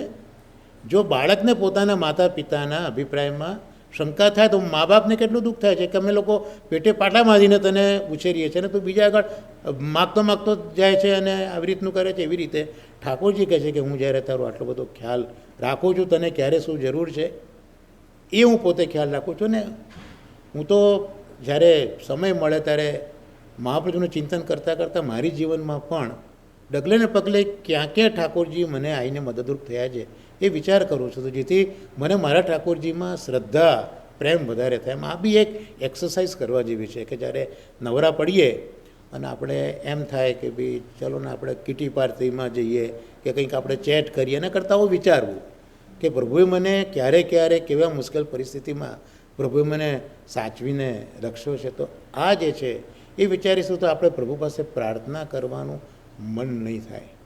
કારણ કે જે વસ્તુ સહજ મળે ને એ જ વસ્તુમાં આનંદ છે. અને પોતાના ભક્તને ક્યારે જે જરૂર પડીને એ ભગવાન એને પહોંચતી કરી જ છે. આપણી ઉતાવળ છે વસ્તુ જુદી છે, પણ ક્યારે એ વસ્તુની જરૂર છે એ તો પ્રભુએ પહોંચતી કરી જ છે. એટલે કબીરજીએ પણ કહ્યું કે સહજ મિલે સો દૂધ બરાબર, સહજ મિલે સો દૂધ બરાબર, मांगने से मिले पानी, मांगने से मिले पानी, खींचने से मिले खून, यह कबीर की वाणी. તો જે સહજ થઈને મળતું હોય ને એની કિંમત દૂધ જેટલી આંકી છે કબીરે. તમારે માગ કરવું પડે તો એની પછી કિંમત ભલે મળ્યું પણ એની કિંમત પાણી જેટલી થઈ ગઈ. અને તમે ધમ પછાડા કરીને ખેંચો તો એ તમને વસ્તુ મળી છે ને લોહી બરાબર છે, તમે કોઈનું લોહી પીઓ છો એમ. તો આપણે આપણા પ્રભુમાં પ્રાર્થના, અહીંયા પ્રાર્થના એટલે એ પ્રાર્થના હું નથી કહેતો, આમ તો પ્રાર્થના એ આપણા જીવનને પ્રભુ સાથે સાધનારી છે, એ પ્રાર્થનાની વાત નથી કરતો. પણ અહીંયા કંઈક આપણે પ્રભુ પાસે જોઈએ છે એ પ્રાર્થના હરગીઝ પ્રભુ પાસે કરવાની નથી. એટલે આ એક અવિવેક શીખવીને આપણને આ એક ત્રીજો વિવેક શીખવ્યો કે ભાઈ તારે પ્રભુ પાસે પ્રાર્થના કરવી નહીં. ત્યાર પછી મહાપ્રભુજી કહે છે કે અભિમાનસ્તુ સંત્યાજ્ય. આ આગલો વિવેક, ચોથો વિવેક, કે અભિમાન મારા જીવે છોડી દેવું જોઈએ. કારણ કે અભિમાન એટલે શું થાય કે ચારે બાજુથી માન મળે ને એટલે પછી હું કંઈક છું, આઈ એમ સમથિંગ, એ ભાવ આપણામાં આવે છે. અને આપણે ત્યાં આપણે બધા જ જાણીએ છીએ કે આઈ is always capital, I is always capital. એટલે તમે પહેલી એબીસીડીનો આઈ રાખો તો આ એક ઊભી લીટી અને આમ બે આડી લીટી હોય, એટલે આપણે અહીંયા છીએ અને આપણા ઓળખીતા બધા અહીંયા છે, એટલે આપણે નજીક જઈ શકતા નથી, પેલું આઈ આપણને રોકે છે. એટલે મહાપ્રભુજી કહે છે કે બધું જ સ્વીકારો પણ એને પ્રભુ તરફ લઈ જાઓ. તો એ આઈ તમે જે ઊભો રાખ્યો છે એને નીચે પાડી દો તો શું થશે? It will be bridge. તો બે વચ્ચેની જે ખાઈ છે એ ખાઈનો પેલો આઈ બ્રિજ બની જશે. તો મહાપ્રભુજી કહે છે કે એ બ્રિજ ક્યારે બને? અભિમાનસ્તુ સંત્યાજ્ય. અભિમાન તમે સારી રીતે છોડી દો. એટલે મેં અભિમાન છોડ્યું છે એવો વિચાર પણ આપણા મનમાં આવવો ના જોઈએ. મેં અભિમાન છોડી દીધું એવો અભિમાનનો વિચાર પણ આવવો ના જોઈએ. અને ઠાકોરજીને અભિમાન ગમતું નથી. મહાભારતના અંદર એક પ્રસંગ છે. ઠાકોરજી અર્જુનના સારથી બન્યા. ભીમને એમ થાય કે મોટો હું, અર્જુન કરતાં મારામાં કેટલી બધી તાકાત. એવું કહેવાય છે કે ભીમે હાથીઓને પણ ઉચકીને એવા દૂર ફેંકેલા કે ગુરુત્વાકર્ષણની અસરની બહાર એ હાથીઓ જતા રહેલા. આટલી બધી તાકાત ભીમની અંદર હતી. એટલે ભીમને એમ થયું કે આ ઠાકોરજી મારા તો સારથી બનતા નથી, કૃષ્ણ તો મારો તો બનતો નથી. હવે ઠાકોરજી તો અંતર્યામી છે. મેં તમને કીધું કે ઠાકોરજી આપણામાં આનંદ જે અંતર્યામી સ્વરૂપ છે એ સ્વરૂપે બિરાજે છે. એટલે ઠાકોરજી જાણી ગયા કે આ ભીમના મગજમાં શું ચાલી રહ્યું છે. એટલે પછી ઠાકોરજીએ વિચાર કર્યો કે હવે મારે કંઈક ભીમને એનો રસ્તો તો મારે કંઈક બતાવવો જ પડશે. એટલે એક વખત ઠાકોરજીએ ભીમને કીધું કે ભીમભાઈ એક કામ કરો ને, આપણે મૃગયા કરવા જઈએ. એટલે ભીમ કે હા કૃષ્ણ તમે બેસી જાઓ, હું રથ હાંકું છું. ઠાકોરજી કે ના, આજે રથ હું હાંકીશ. એટલે ભીમે નાટક તો બહુ સરસ કર્યું. અરે હોય કૃષ્ણ યાર, તમે રથ હાંકો ને હું બેસું, સારું લાગે એમ કે હું જ રથ હાંકીશ. બહુ એને ડ્રામા કર્યા. પણ ઠાકોરજી બધું સમજતા હતા કે ના ના ભીમ, તું યાર સાચો જ છે, તારી દિનતા મને ખબર છે, પણ રથ તો હું જ હાંકીશ. અને રથ હાંકીને કૃષ્ણ ચાલે ને ભીમ તો મનમાં ખુશ થતો ભીમ તો બેઠો કે હાસ આજે મારી ઈચ્છા પૂરી થઈ. ઠાકોરજી રથ થોડો આગળ હાંક્યો અને ઊભો રાખ્યો અને ભીમને કહે કે ભીમ મને યાર હવે તરસ લાગી છે. તો કે શું કરું? તો કે જળ લઈ આવતું. ભીમ કે હા હમણાં જ જળ લઈ આવે. એટલે ભીમ કહે કે ચિંતા ના કરતું, તારા રથને સાચવીશ, ડોન્ટ વરી, હું રથ સાચવીશ તારો, પણ તું જઈને લઈ આવ, જળ લઈ આવ. એટલે ભીમ ઉતર્યો અને થોડુંક ચાલ્યો, ત્યાં એક નદી દેખાય. એટલે નદીમાંથી એને જળ લીધું ને તરત ઠાકોરજી પાસે આવી ગયો કે લો કૃષ્ણ આ જળ. કૃષ્ણ કે ભાઈ એમને હું જળ ના પીવું, એ જળ ક્યાંથી આવ્યું તે મારે જાણવું છે. હું તો કૃષ્ણ છું. સારી વસ્તુઓ જ હું તો અંગીકાર કરું. આપણે ઠાકોરજીને સારીને અદ્ભુત વસ્તુઓ જ અંગીકાર કરે ને કંઈ, એનું હું જળ ના પીવું. આ જળ શેનું છે મારે જોવું પડે. તો ભીમ કે અરે હમણાં જઈને આવ્યો.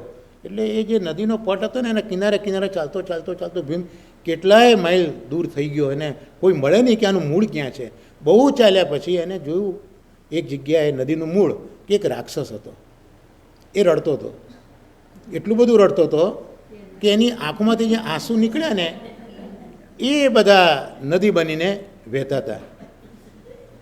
એટલે ભીમ પેલા રાક્ષસને પૂછે કે ભાઈ તું આટલું બધું રડે છે કેમ? નદી બની ગઈ. પેલો કે શું કરું, મારી પત્ની છે, ખૂબ એને હું પ્રેમ કરતો હતો, પણ એક બીજો રાક્ષસ છે ને એ આઈને લઈ ગયો અને હું એને હરાઈ ના શક્યો, જઉં છું તો મને મારે છે. કે આટલું દુઃખ છે? પેલા ભીમને એના ક્ષત્રિયપણાનું એકદમ અભિમાન આવ્યું કે મારા રાજમાં એક માણસ દુઃખી, તું દુઃખી અને તારી પત્નીને લઈ ગયો, મોટો અન્યાય છે. ચાલ મારી સાથે તું મને બતાવ કયો રાક્ષસ લઈ ગયો, હું તારી પત્નીને છોડાવી આપું. એટલે પેલો કહે છે કે ભીમભાઈ રહેવા દો ને, મજા નથી. તો કે ચાલ, હું ક્ષત્રિય છું, તને ખબર નથી મારામાં કેટલી તાકાત છે. એટલે પેલો રાક્ષસ લઈ ગયો ભીમને અને દૂરથી બતાવ્યો કે એ પેલો રાક્ષસ, એમ દૂરથી બતાવી દીધો. એટલે ભીમે ત્રાડ પાડી અને ત્યાં પથ્થર હતો તે પેલા રાક્ષસ ઉપર નાખ્યો. એટલે પેલો રાક્ષસ જાગ્યો અને ત્યાં જે કંઈ પડ્યું હતું એ ભીમ ઉપર નાખ્યું તો ખરું ને ભીમ પાછળ દોડવા માંડ્યો. એટલે એવો દોડવા માંડ્યો કે ભીમ કે હવે ભાગો અહીંયાથી, નહીં તો આપણે ગયા. એટલે ભીમ બી ભાગવા માંડ્યો. ભીમ ભાગ્યોની પાછળ પેલો રાક્ષસ ભાગ્યો કે તે મારી હું ડિસ્ટર્બ કરી છે, તને મારીને જ રહું. એટલે એ બી પેલા રાક્ષસ પાછળ ભાગ્યો. ત્યાં જરાક આગળ ગયા, ત્યાં એક ત્રીજો રાક્ષસ મળ્યો.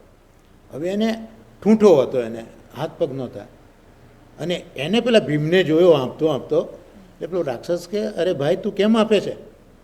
તો કે સાહેબ જવા દો ને, પાછળ એક પેલો પડો છે, હું તો સારું કામ કરવા નીકળ્યો, કોકની પત્ની લેવા ગયો અને જે રાક્ષસ લઈ ગયો છે મારી પાછળ પડ્યો છે, હવે મારે તો ભાગ્ય છે કોઈ આરો જ નથી. તો પેલો ત્રીજો પેલો રાક્ષસ છે તે કામ તો સારું કર્યું છે, હું તને બચાવીશ. એટલે એને કીધું કે કયો રાક્ષસ છે? તો કે અમારી પાછળ આવતો હતો એ રાક્ષસ છે. એટલે પેલા રાક્ષસે શું કર્યું, ઠૂંઠો હતો છતાં પોતાનો ઠૂંઠો હાથ બી લંબાયો અને લંબાવીને પેલો જે રાક્ષસ હતો એને પકડીને એની પાસે બોલાયો અને ખખડાયો કે પેલાની પત્નીને કેમ તું લઈ ગયો છે અને આને કેમ દોડાવે છે, ચાલ એની પત્નીને આપી દે. એટલે પેલો એકદમ પગે પડ્યો કે હા રાક્ષસ મહારાજ, મારી ભૂલ થઈ ગઈ, એની પત્નીને પાછી આપો છો. એમ કરીને પેલાની પત્નીને પાછી આપી. ભીમભાઈ ગયા, પણ રસ્તામાં એને વિચાર ઓલો પાછો આવ્યો ને પેલા ઠૂંઠા રાક્ષસને પૂછ્યું કે ભાઈ તારું આટલું બધું બળ, ઠૂંઠો છે છતાં જે રાક્ષસથી હું બી ગયો એ રાક્ષસને ત્યાં હરાયો, તો મને એ સમજાવ કે આ તારા હાથ પગ એ ભાગી કઈ જ ના ગયા, તું ઠૂંઠો કેમ બન્યો? પેલો રાક્ષસ કે જવા દો ને ભીમભાઈ, વાત જ છોડો ને, કે અમે છે ને એક વખત ઇન્દ્ર ઉપર ચડાઈ કરેલી. ઇન્દ્ર પર ચડાઈ કરીને ઇન્દ્રને બહુ માર પડતો હતો, પણ પેલો ઇન્દ્રનો છોકરો નહીં અર્જુન, એ વખતે ત્યાં આવ્યો અને એને યુદ્ધમાં મારા હાથ પગ તોડી નાખ્યા. એટલે ભીમને સમજાયું કે આ કૃષ્ણ એ શા માટે અર્જુનના સારથી બને છે, મારા કેમ નથી બનતા? તો મહાપ્રભુજી કહે છે અભિમાનસ્તુ સંત્યાજ્ય, અભિમાનનો ત્યાગ કરો. જે કંઈ સામર્થ્ય છે, ભીમને પછી સમજાણું કે આ જે કંઈ યુદ્ધ મેં કર્યું એ બધું સામર્થ્ય મને મારા કૃષ્ણે આપ્યું છે, હી રિયલાઇઝ. એટલે મહાપ્રભુજી આપણને કહે છે કે અભિમાન પણ છોડી દેવું જોઈએ. પછી આગળ કહે છે કે હઠસ્તાજ્યસ્તુ સર્વથા, હઠને પણ છોડી દો. કારણ કે આપણે હઠ કોને કહીએ? સામાન્ય રીતે આપણા લૌકિકમાં કૂતરા કે કોઈ તો હઠ હઠ હઠ આપણે કર્યા કરીએ ને, એટલે હઠ છે ને બધાને હઠાવે. એટલે મહાપ્રભુજી કહે છે કે હઠ તો છોડી જ દેવી જોઈએ. હઠસ્તાજ્યસ્તુ સર્વથા, એટલે જે જગ્યાએ આપણને લાગતું હોય કે કઈ રીતે સ્મૂધલી બધું કામ થતું હોય ત્યાં એક કક્કો ખરીને બેસી ગયા કે પગલું ભર્યું કે ના હટવું, ભાઈ જરૂર પડે તો તમારે એ કરવું બી પડે કે ભાઈ રોજ હું ભલે દિવસમાં સ્નાન 3 વખત કરતો હોઉં, પણ મને મેલેરિયા થયો છે અને જો હું સ્નાન કરવા જઈશ તો એ યોગ્ય નથી, તો ના હું તો હવે નાહીને જ કરીશ. એ બધી હઠ જે છે એ અલ્ટિમેટલી હઠ ઠાકોરજીને બહુ શ્રમ કરાવતી હોય છે. એટલે હઠનો પણ ત્યાગ આપણે કરવો જોઈએ. પછી મહાપ્રભુજી આગળ વિવેક બતાવે છે કે ઘણી વખત પ્રભુ આપણને પ્રેરણા કરે. પ્રભુ કાં તો કોઈક વખત આકાશવાણી કરે, ક્યાં તો કોઈક ભગવદીય દ્વારા કહેવડાવે, ક્યાં આપણને સ્વપ્નમાં આજ્ઞા કરે, કોકના દ્વારા કેવડાવે. તો એ જે પ્રભુની આજ્ઞા છે એ આજ્ઞાનો પણ વિચાર કરો, એકદમ કૂદકો નહીં મારી દેવો. એ આજ્ઞામાં સુખ કોનું છે? કારણ ઘણી વખત પ્રભુ આપણી પરીક્ષા કરવા પણ માગતા હોય. અને જો એક વસ્તુ યાદ રાખવી કે પરીક્ષા હમણાં પોતાની જ થાય. પરીક્ષા હંમેશા પોતાની જ થાય, પારકાની પરીક્ષા ન થાય. એટલે પ્રભુ જેને પોતાના ગણે છે ને એની પરીક્ષા તો હંમેશા કરતા જ હોય છે. તો જો પરીક્ષા આપણી થાય તો આપણે દુઃખ કરવાની જરૂર નથી કે આ પ્રભુ યાર કેવા છે, હું આટલું બધું કરું છું અને મારી પરીક્ષા કરે છે. પણ ટેક ઇટ ફોર ગ્રાન્ટેડ કે આ પ્રભુ તમને એના ગણે છે. વિદ્યાર્થીને પણ એક ધોરણમાંથી બીજા ધોરણમાં જવું હોય તો પરીક્ષા તો આપવી જ પડે ને. એમ આપણે બી આગળ વધવું હોય તો પ્રભુ પરીક્ષા તો કરે ને કે ભાઈ આ કેટલું લાયક બન્યો. જેમ ભાગવતના દસમ સ્કંદમાં જોઈએ તો પહેલાં પ્રભુએ એવી લીલાઓ કરી કે પ્રેમ થયો, પછી ધીરે ધીરે કરતાં આસક્તિ થઈ, પછી વ્યસન થયું અને પછી ફલ પ્રાપ્ત થયું. પ્રભુ એકદમ ફલ થોડું આપી દીધું છે. એમ પ્રભુ આપણી પરીક્ષા પણ કરી શકે, પણ આપણે એમાં વિવેક જે રાખવાનો છે કે એમાં સુખ કોનું છે.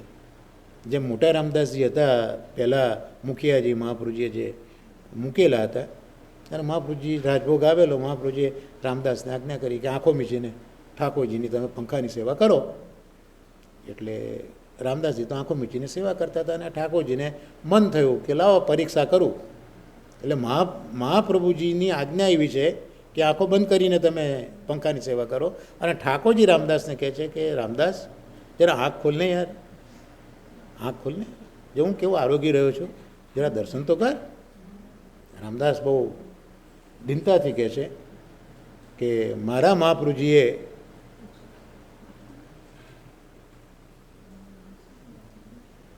બંધ કરવાનું એટલે બ્રેક પણ આમ તો બ્રેક પાડી મને જી મતલબ.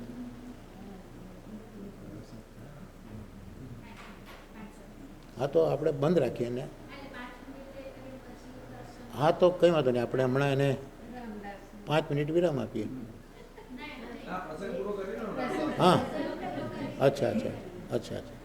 એટલે રામદાસજીને કીધું કે આંખો તમે ખોલો. રામદાસે કીધું ભાઈ મારા મહાપ્રભુજીએ એવું કહ્યું છે કે સેવા કૃતિર ગુરુ રાજ્ઞા, સેવા કૃતિર ગુરુ રાજ્ઞા, આટલું જ બોલ્યા. આ તો ચતુર શિરોમણી.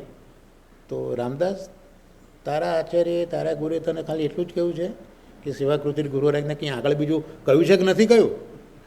બાધનમમાં હરિચ્છા, પણ જો હરિની ઈચ્છા કંઈક બીજી હોય તો તારે પછી હરિની ઈચ્છાને માન આપવાનું, પછી મારી ઈચ્છાને માન નહીં આપવાનું. એટલે આ તો મહાપ્રભુજીનો સેવક છે. એટલે કીધું કે મહારાજ આપની આજ્ઞા બરાબર છે, પણ મારા વલ્લભે શીખ્યું છે કે ઠાકોરજીનું સુખ સચવાય એનું નામ સેવા કહેવાય. હવે જો હું આંખો ખોલું અને આપ તો કહો છો કે સ્વામિનીજી પણ જોડે બિરાજ્યા છે અને આરોગો છો, તો જો હું આંખો ખોલું તો યુગલ સ્વરૂપના દર્શન કરવામાં જ હું તેઓ લપટાઈ જાઉં કે મારી પંખાની સેવા અટકી જાય. તો સુખ મને થયું પણ શ્રમ તો આપને થયો. તો મારે મહારાજ આવી આપની સેવા કરવી નથી. વાર્તા સાહિત્ય તો અહીંયા અટકે છે, પણ મહાનુભાવ કહે છે કે ઠાકોરજી એનો આ જવાબ સાંભળીને એટલું ખુશ થઈ ગયા કે લાડુ લઈને એને મોઢામાં મૂકી દીધો. તો આ જે છે કે ઘણી વખત આપણને આજ્ઞાઓ પણ થાય તો એમાં પણ આ એક વિવેક આપણને કેળવા જેવો છે. અને બીજું કહે છે કે ધર્મ અધર્મનું દર્શન કરો. તમે જે કંઈ કાર્ય કરો એમાં ધર્મ શું છે અધર્મ શું છે એનો પણ ખ્યાલ રાખો. કારણ કે ધર્મ તત્વ એક એવું છે જે આપણને પશુઓ કરતાં જુદા પાડે છે. આપણને એમ લાગે મનુષ્ય બુદ્ધિશાળી પ્રાણી છે એમ આપણે કહીએ, તો બુદ્ધિઓ તો પશુમાં પણ છે. પેલી મધમાખી હેક્ઝાગોનલ એનું બનાવે છે તો એ ક્યાંથી બુદ્ધિ લાવી?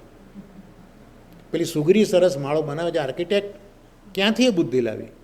પેલી એક કીડી નાની વજન કરતાં મોટો પદાર્થ હોય તો બીજી કીડીઓને બોલાવી લાવીને ખેંચે છે, તો આ બુદ્ધિ ક્યાંથી લાવી? એટલે લોકોને એવી માન્યતા છે કે મનુષ્ય બુદ્ધિશાળી પ્રાણી છે, તો આ બધામાં બુદ્ધિ તો છે જ. તો આ પશુ પક્ષીઓ કરતાં મનુષ્ય જુદો કઈ રીતે પડે?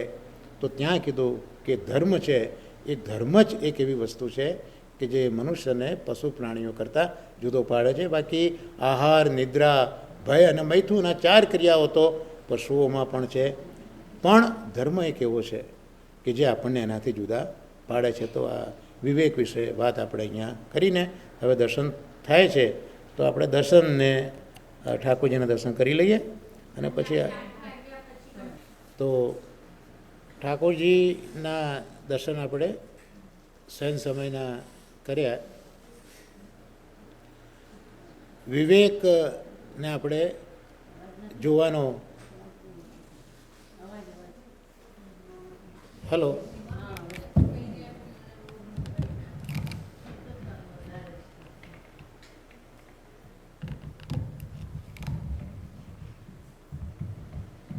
Hello, hello.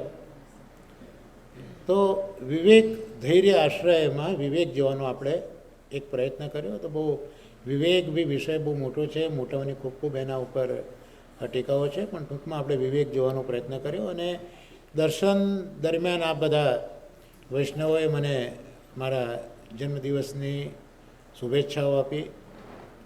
આજે તો દેવ પોઢી 11 છે, 11નો પવિત્ર દિવસ છે. એ દિવસે અહીંયા કલ્યાણરાયજી પ્રભુ, ગોવર્ધનનાથજી પ્રભુ, લાલન એમના સન્મુખમાં મને મારી આ વૈખરીને પુષ્ટ કરવાનો જે એક ચાન્સ મળ્યો છે, એક તક મળી છે, એ માટે હું રાજીવભાઈ અને આ મંદિરમાં સંકળાયેલા સર્વે સક્રિય જે કાર્યકરો છે એ બધાનો અંતઃકરણપૂર્વક હું આભાર માનું છું. આજે ઘણી વખત પ્રભુ કઈ રીતે કૃપા કરતા હોય છે. જે વખતે હું ઇન્ડિયાથી નીકળ્યો એ વખતે હિંડોળા વિશે મારે જાણવાની ઈચ્છા હતી, કારણ કે હિંડોળાના દિવસો હવે શરૂ થઈ જશે અને મારે કોઈક જગ્યાએ કદાચ હિંડોળા વિશે કહેવું પડે એવું એ વખતે કંઈક શક્યતાઓ હતી. એટલે જે કંઈ મારી પાસે સાહિત્ય હતું એમાં હિંડોળા વિશે જેટલું મારાથી સમન્વય થાય એટલો પ્રયત્ન કર્યો હતો.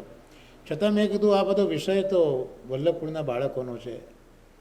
એટલે મેં અમદાવાદમાં પરમ પૂજ્ય ગોસ્વામી શ્રી તિલક બાવા જે બેઠક આપણી અસારવામાં છે ત્યાં પણ આપને વિનંતી કરીને કેટલીક માહિતી મેળવવાનો, જાણવાનો પ્રયત્ન કર્યો હતો.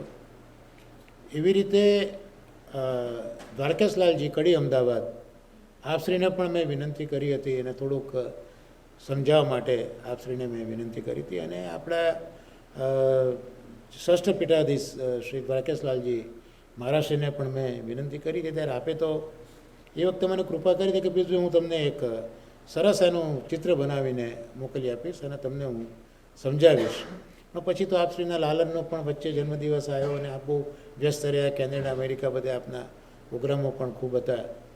એટલે એ પછી અમારે વાત થઈ ન શકે ને અહીંયા હું આવવાનો હતો. અને આજે રિયલી મને ખૂબ આનંદ એ વાતનો થયો કે આપશ્રીને તો ખબર નથી કે આજે અમારો જન્મદિવસ છે અને આપશ્રીએ આજે મને એ હિંડોળાનું એક સુંદર ચિત્ર સિદ્ધ કરીને એમાં બધું લખીને આજે મને વોટ્સએપ ઉપર મોકલી આપ્યું. એટલે મને તો મારું હૃદય એટલું બધું ધબકી ઉઠ્યું કે મેં તો આ વલ્લભકુળનો કેવો અનુગ્રહ છે કે મારે તો કંઈ આપશ્રીને પછી યાદ કરવાનો કોઈ અવસર નથી આવ્યો અને આજે જન્મદિવસ છે, આપને ખબર નથી. અને આપે આટલો શ્રમ લઈને મને આ ચિત્ર મોકલી આપેલું. હું તો આજે સવારના ઉઠ્યો ત્યારથી પેલા સુકન થાય ને પેલો કાગડો બોલતો એના જેવું, એટલે મારે ત્યાં પરાગ મહિને ત્યાં પહેલાં પક્ષીઓ બોલે એમ. એટલે પેલું સુકન સવારથી જ આજે મને થવા લાગેલા. તો આ બધાએ તો મને વિશ કર્યો, પણ પૂજ્ય દ્વારકાલાલજી મહારાજે તો સવારથી મેં પછી પ્રણામ નિવેદિત કર્યા. અને આપશ્રીએ પણ જે આજ્ઞાકાર શુભમ વગેરે જે આપ લખતા હોય છે પોતાના સેવકોને એ પ્રમાણે આજ્ઞા આપના આશીર્વાદ મોકલ્યા. તો આજે 11ના દિવસે ખરેખર ઠાકોરજીની જ અસીમ કૃપા છે. પણ all credits goes to you. હું જ્યાં જ્યાં મારા આવા સત્સંગો થાય છે, હવે લોકોને મારામાં ભગવાન જે દેખાડતા હોય તે બધા બોલતા હોય છે, પણ ખૂબ ખૂબ મારી વાતો કરતા હોય છે કે પિયુષભાઈએ તો આટલું લખ્યું, ને આમ કર્યું, ને આમ કરે છે, ને તેમ કરે છે. પણ મારી પાસે તો એક જ જવાબ હોય છે. એક કવિએ ખૂબ 4 સુંદર વાક્યો લખ્યા છે. બધા પરિચય આપી લે પછી હું સામાન્ય રીતે કહેતો હોઉં છું કે પરિચય છે મંદિરમાં દેવોને મારો, પરિચય છે મંદિરમાં દેવોને મારો, અને મસ્જિદોમાં ખુદા પણ ઓળખે છે, અને મસ્જિદોમાં ખુદા પણ ઓળખે છે. નથી મારું વ્યક્તિત્વ કોઈથી પણ છાનું, નથી મારું વ્યક્તિત્વ કોઈથી પણ છાનું, પણ આ બધાના પ્રતાપે બધા ઓળખે છે. એટલે ultimately that credit goes to you all Vaishnavas. એટલે આજનો દિવસ તો ખરેખર હું મેં વિચાર્યું નહોતું ઇન્ડિયાથી નીકળ્યો ત્યારે કે આ પરાગભાઈ ને દીના ભાભી એ આટલો બધો સ્નેહ વરસાવશે અને એમને જે પેલું જંગલમાં આગ લાગે એમ સમાચાર બધે પ્રસારિત કરી દીધા. અહીંયા તમને લાગે છે ને સાંજ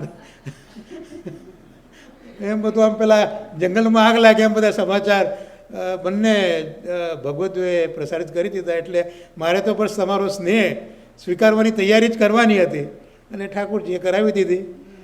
સરકારના આશીર્વાદ મળી ગયા એટલે આઈ એમ સો હેપી. આજે અમારા માટે તો ખૂબ આનંદનો દિવસ છે, અલૌકિક દિવસ છે. તો આપણે વિવેકનો વિચાર કરીને અમે ધૈર્ય અને આશ્રયની થોડીક વાત કરી લઈએ. બહુ મારે લાંબુ નથી કરવું, સમય ઘણો થઈ ગયો છે. તો જે અંતઃકરણના આપણે 4 વિભાગો કયામાં બુદ્ધિને શુદ્ધ કરવાની વિવેકથી એમ મહાપ્રભુજી સમજાવે છે. અને વિવેક જો સમજીએ તો આપણી બુદ્ધિ સારી થાય. એટલે મેં શરૂઆતમાં રથનું પણ દ્રષ્ટાંત આપ્યું કે જે લગામ છે એ જો બુદ્ધિની લગામ હોય તો આ ઇન્દ્રિયરૂપી અશ્વો એ આ જે લૌકિકના ઘાસ બધા ઉગ્યા છે ચરવા તરફ નહીં જાય. હવે બુદ્ધિની વાત થઈ પછી હવે હાંકે છે તો મન, રથને હાંકે છે તો મન. તો મન જે આપણું છે એ મન એ અનેક વિચારો સાથે સંકળાયેલું છે. મેં તમને મનનું આખું કાર્ય સમજાયેલું હતું. તો એ મનને જો આપણે શુદ્ધ કરવું હોય તો મહાપ્રભુજી ધૈર્યની વાત કરે છે કે તું ધીરજ રાખતા શીખ.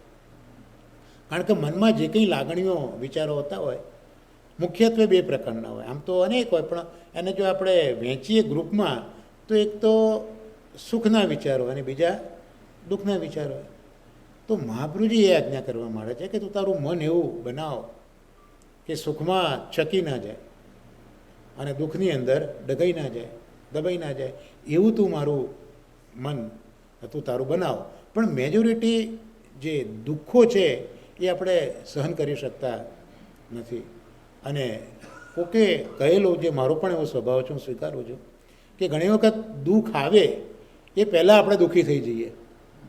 મારે હવે પ્લેન પકડવાનું છે જતી વખતે, તો સવારથી મારા મગજમાં વિચારો, હજી તો મારે જવાને વાર છે ન્યૂ જર્સીને ટેમ્પા 25 પણ અત્યારથી મગજ મારું ચાલુ થઈ ગયું કે જેબ કીધી હું શું કરીશ એમ. એટલે આ સ્વભાવ આપણો છે કે દુઃખ આવે એ પહેલાં આપણે દુઃખના વિચારો શરૂ કરીએ.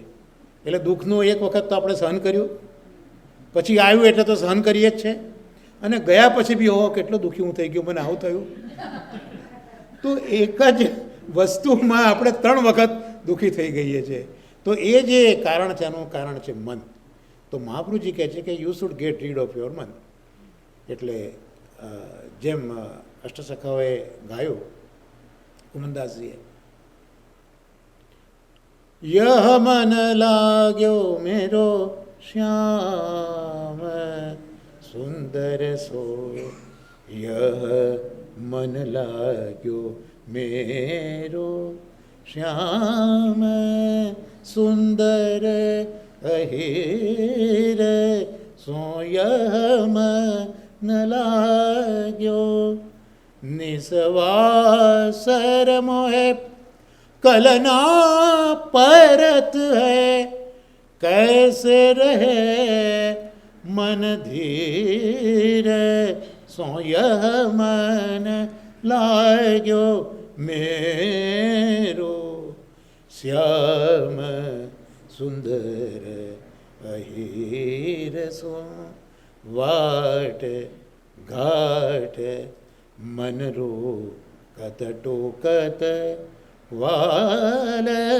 बाल संग भी रसो, कृष्ण जीवन लछराम के प्रभु माई, यह सुध जाय शरीर सौर्य मन लाग्यो मेरो श्याम सुंदर सो, श्याम सुंदर सो यह मन लाग्यो मेरो श्याम श्याम श्याम श्याम श्याम श्याम श्याम सुंदर सो यह मन लाग्यो यह मन लाग्यो यह मन ला મહાપ્રભુજી કહે છે કે બસ આ મનને ઠાકોરજીમાં લગાવી દો, મનને પરવી દો ઠાકોરજીમાં. મન જ્યારે માધવમાં મળી જશે તો સુખમાં પણ તમે છકી નહીં જાઓ અને દુઃખમાં પણ તમે છકી નહીં જાઓ. કારણ કે સુખમાં ઘણી વખત અભિમાન પાછું આવશે, પણ જો વિવેક જેને બુદ્ધિને સતેજ કરી છે હશે ને તો સુખમાં આપણે છકી નહીં જઈએ. એટલે મેઇન વસ્તુ દુઃખને સહન કરવા એ બહુ અઘરું છે. એટલે મહાપ્રભુજીએ આજ્ઞા કરી ધૈર્યની આજ્ઞા. ત્રિદુઃખ સહનમ ધૈર્યમ. ત્રણેય પ્રકારના દુઃખોને તમે સહન કરો, આનું નામ ધૈર્ય કહેવાય. એટલે ત્રણ પ્રકારના દુઃખો કયા કયા? આધિભૌતિક, આધ્યાત્મિક અને આધિદૈવિક. એટલે આપણે શારીરિક જે દુઃખો આવે છે, કુટુંબમાં ક્લેશ થતો હોય કે કોઈ આપણને કંઈક વાગ્યું, એ બધા આધિભૌતિક દુઃખો છે. આધ્યાત્મિક દુઃખો છે એ ઇન્દ્રિય અને મનને લગતા આધ્યાત્મિક દુઃખો કહેવાય. કારણ કે મનથી સુખ ને મનથી દુઃખ. અને આધિદૈવિક જે દુઃખો છે એ આત્મા સંબંધી છે. તો એ ત્રણ દુઃખોને તમે સહન કરો એમ મહાપ્રભુજી કહે છે. તો એની રીત પણ મહાપ્રભુજી આપે છે, આપણા આચાર્ય છે. એટલે આજ્ઞા તો કરી હતી કે ત્રણ દુઃખ સહન કરો, પણ કઈ રીતે સહન કરવા? તો મહાપ્રભુજી કહે છે કે આધિભૌતિક દુઃખો તક્રવત, તક્ર એટલે છાસ, ત્રિદુઃખ સનમ ધૈર્યમ મામૃતે સર્વત સદા, તકરવ્રત દેહવત ભાવ્યમ જડવત ગોપ ભાર્યવ્રત. આ વિવેક દેરાસરના શ્લોક હું તમને કહું છું. તો ત્રણ દુઃખ સહન કરવાના ક્યાં સુધી? કલાક, 2 કલાક, મહિનો, 2 મહિના, જીવે ત્યાં સુધી. એટલે સુરદાસજી વગેરે ભગવતીઓએ ગાયું કે સહન બરાબર રહન નહીં, અયમન તું કર લે સહન. સુરદાસજી પોતાના મનને કહે છે, પણ હકીકતમાં આપણને કહેવા માગે છે કે સહન બરાબર રહન નહીં, અય મન તું કર લે સહન, સહન સબન કો સાર હૈ યે સુરદાસ કી કહન. તો સુરદાસે પોતાના જીવનનો નિચોડ આપી દીધો કે જીવનનો જો કંઈ સાર હોય ને તો સહન કરવું તે જ છે. માનું છું બહુ અઘરું છે, પણ આ તો જે મોટા કોઈ છે હું તમારી આગળ રજૂ કરું છું. આ બધી વસ્તુ કહેતા એક વસ્તુ હું સ્વીકારું છું. આ વસ્તુ અમે અમારા ભરૂચમાં પણ જ્યારે બધા સીઈઓ ભેગા થયા હતા, મોટી મોટી ફેક્ટરીના માલિકો અને સીઈઓ બધા ભેગા થયા હતા, અને એ લોકોએ મને કહ્યું હતું લગભગ 2005માં કે 2006માં કે પિયુષભાઈ તમારા વલ્ભાચાર્યજી જે કંઈ કહેતા હોય સિદ્ધાંતો મારા બિઝનેસમાં ઉતારવા માટે એમ, એટલે એ તમે અમને કહો. એટલે ઇન્ટેલિજન્ટ ક્વેશ્ચન કરતાં પણ કંઈક વધારે સ્પિરિચ્યુઅલ ક્વેશ્ચન તમે અમને કહો.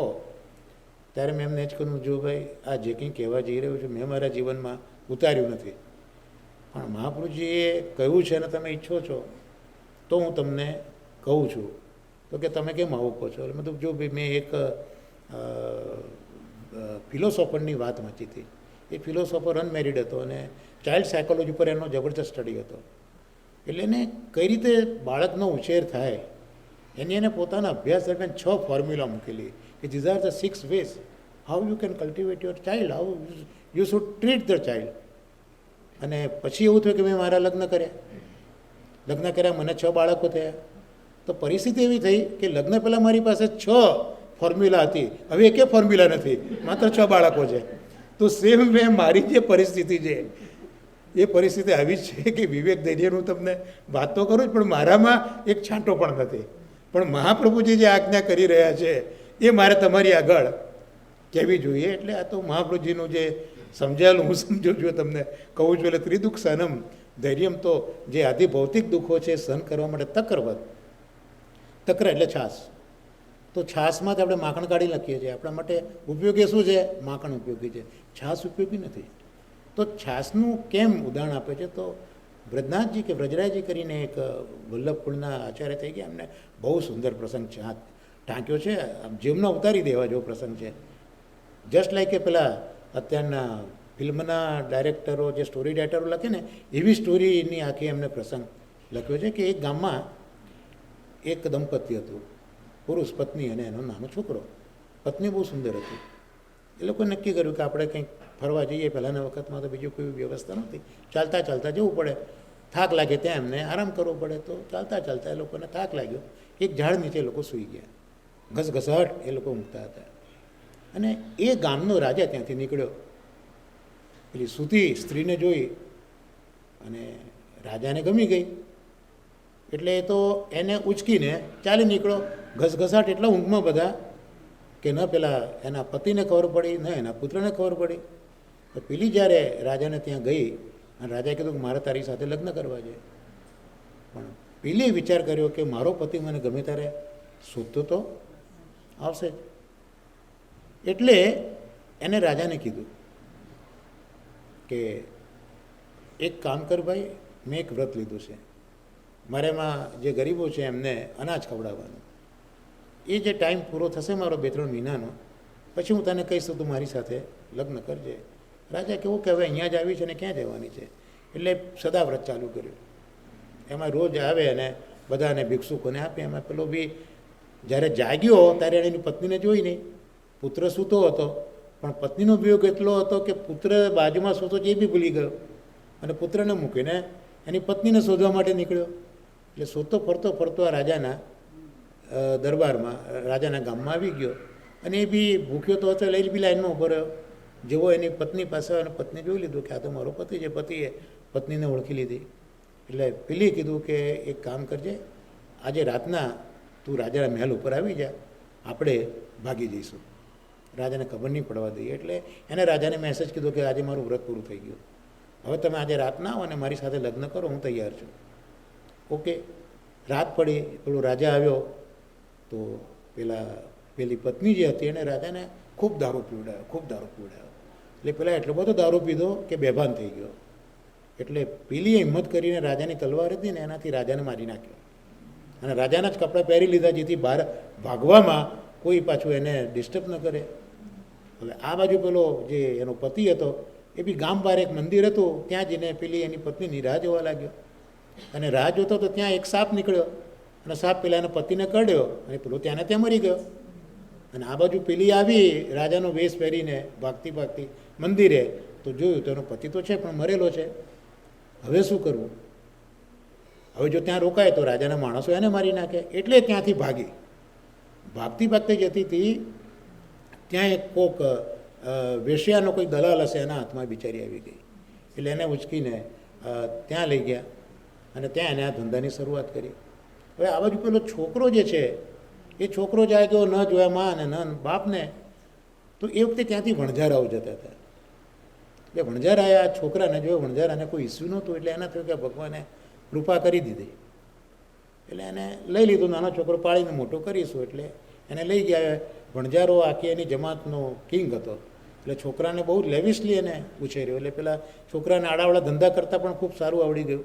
એટલે જે મોટો થયો એટલે પેલીની માં જે હતી, જે જગ્યાએ આ બધું કામ કરતી હતી, ત્યાં એના દોસ્તારો સાથે પહોંચી ગયો.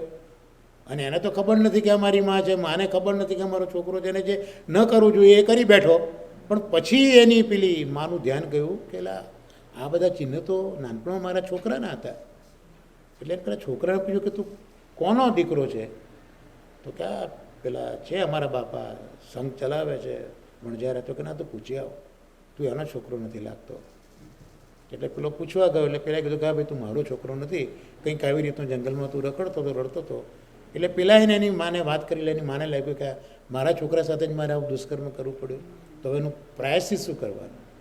તો પ્રાયશ્ચિત એ કે મારે અગ્નિમાં સળગી મરવું જોઈએ, એનાથી તો મોટું પાપ કોઈ છે જ નહીં.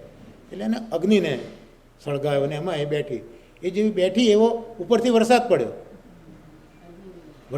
અગ્નિ ઓલવાઈ ગયો અને ત્રણાથી પાછા કે નીકળી તો કોઈક ગામમાં કોઈક ભરવાડ હશે, એને જોઈ. એટલે ભરવાડ એની સાથે લગ્ન કરી દીધા.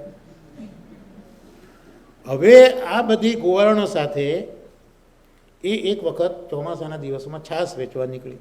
આપણે શરૂઆત ક્યાં થઈ કે આધિભૌતિક દુઃખો છાશની જેમ સહન કરવા, છાશ તકરવત.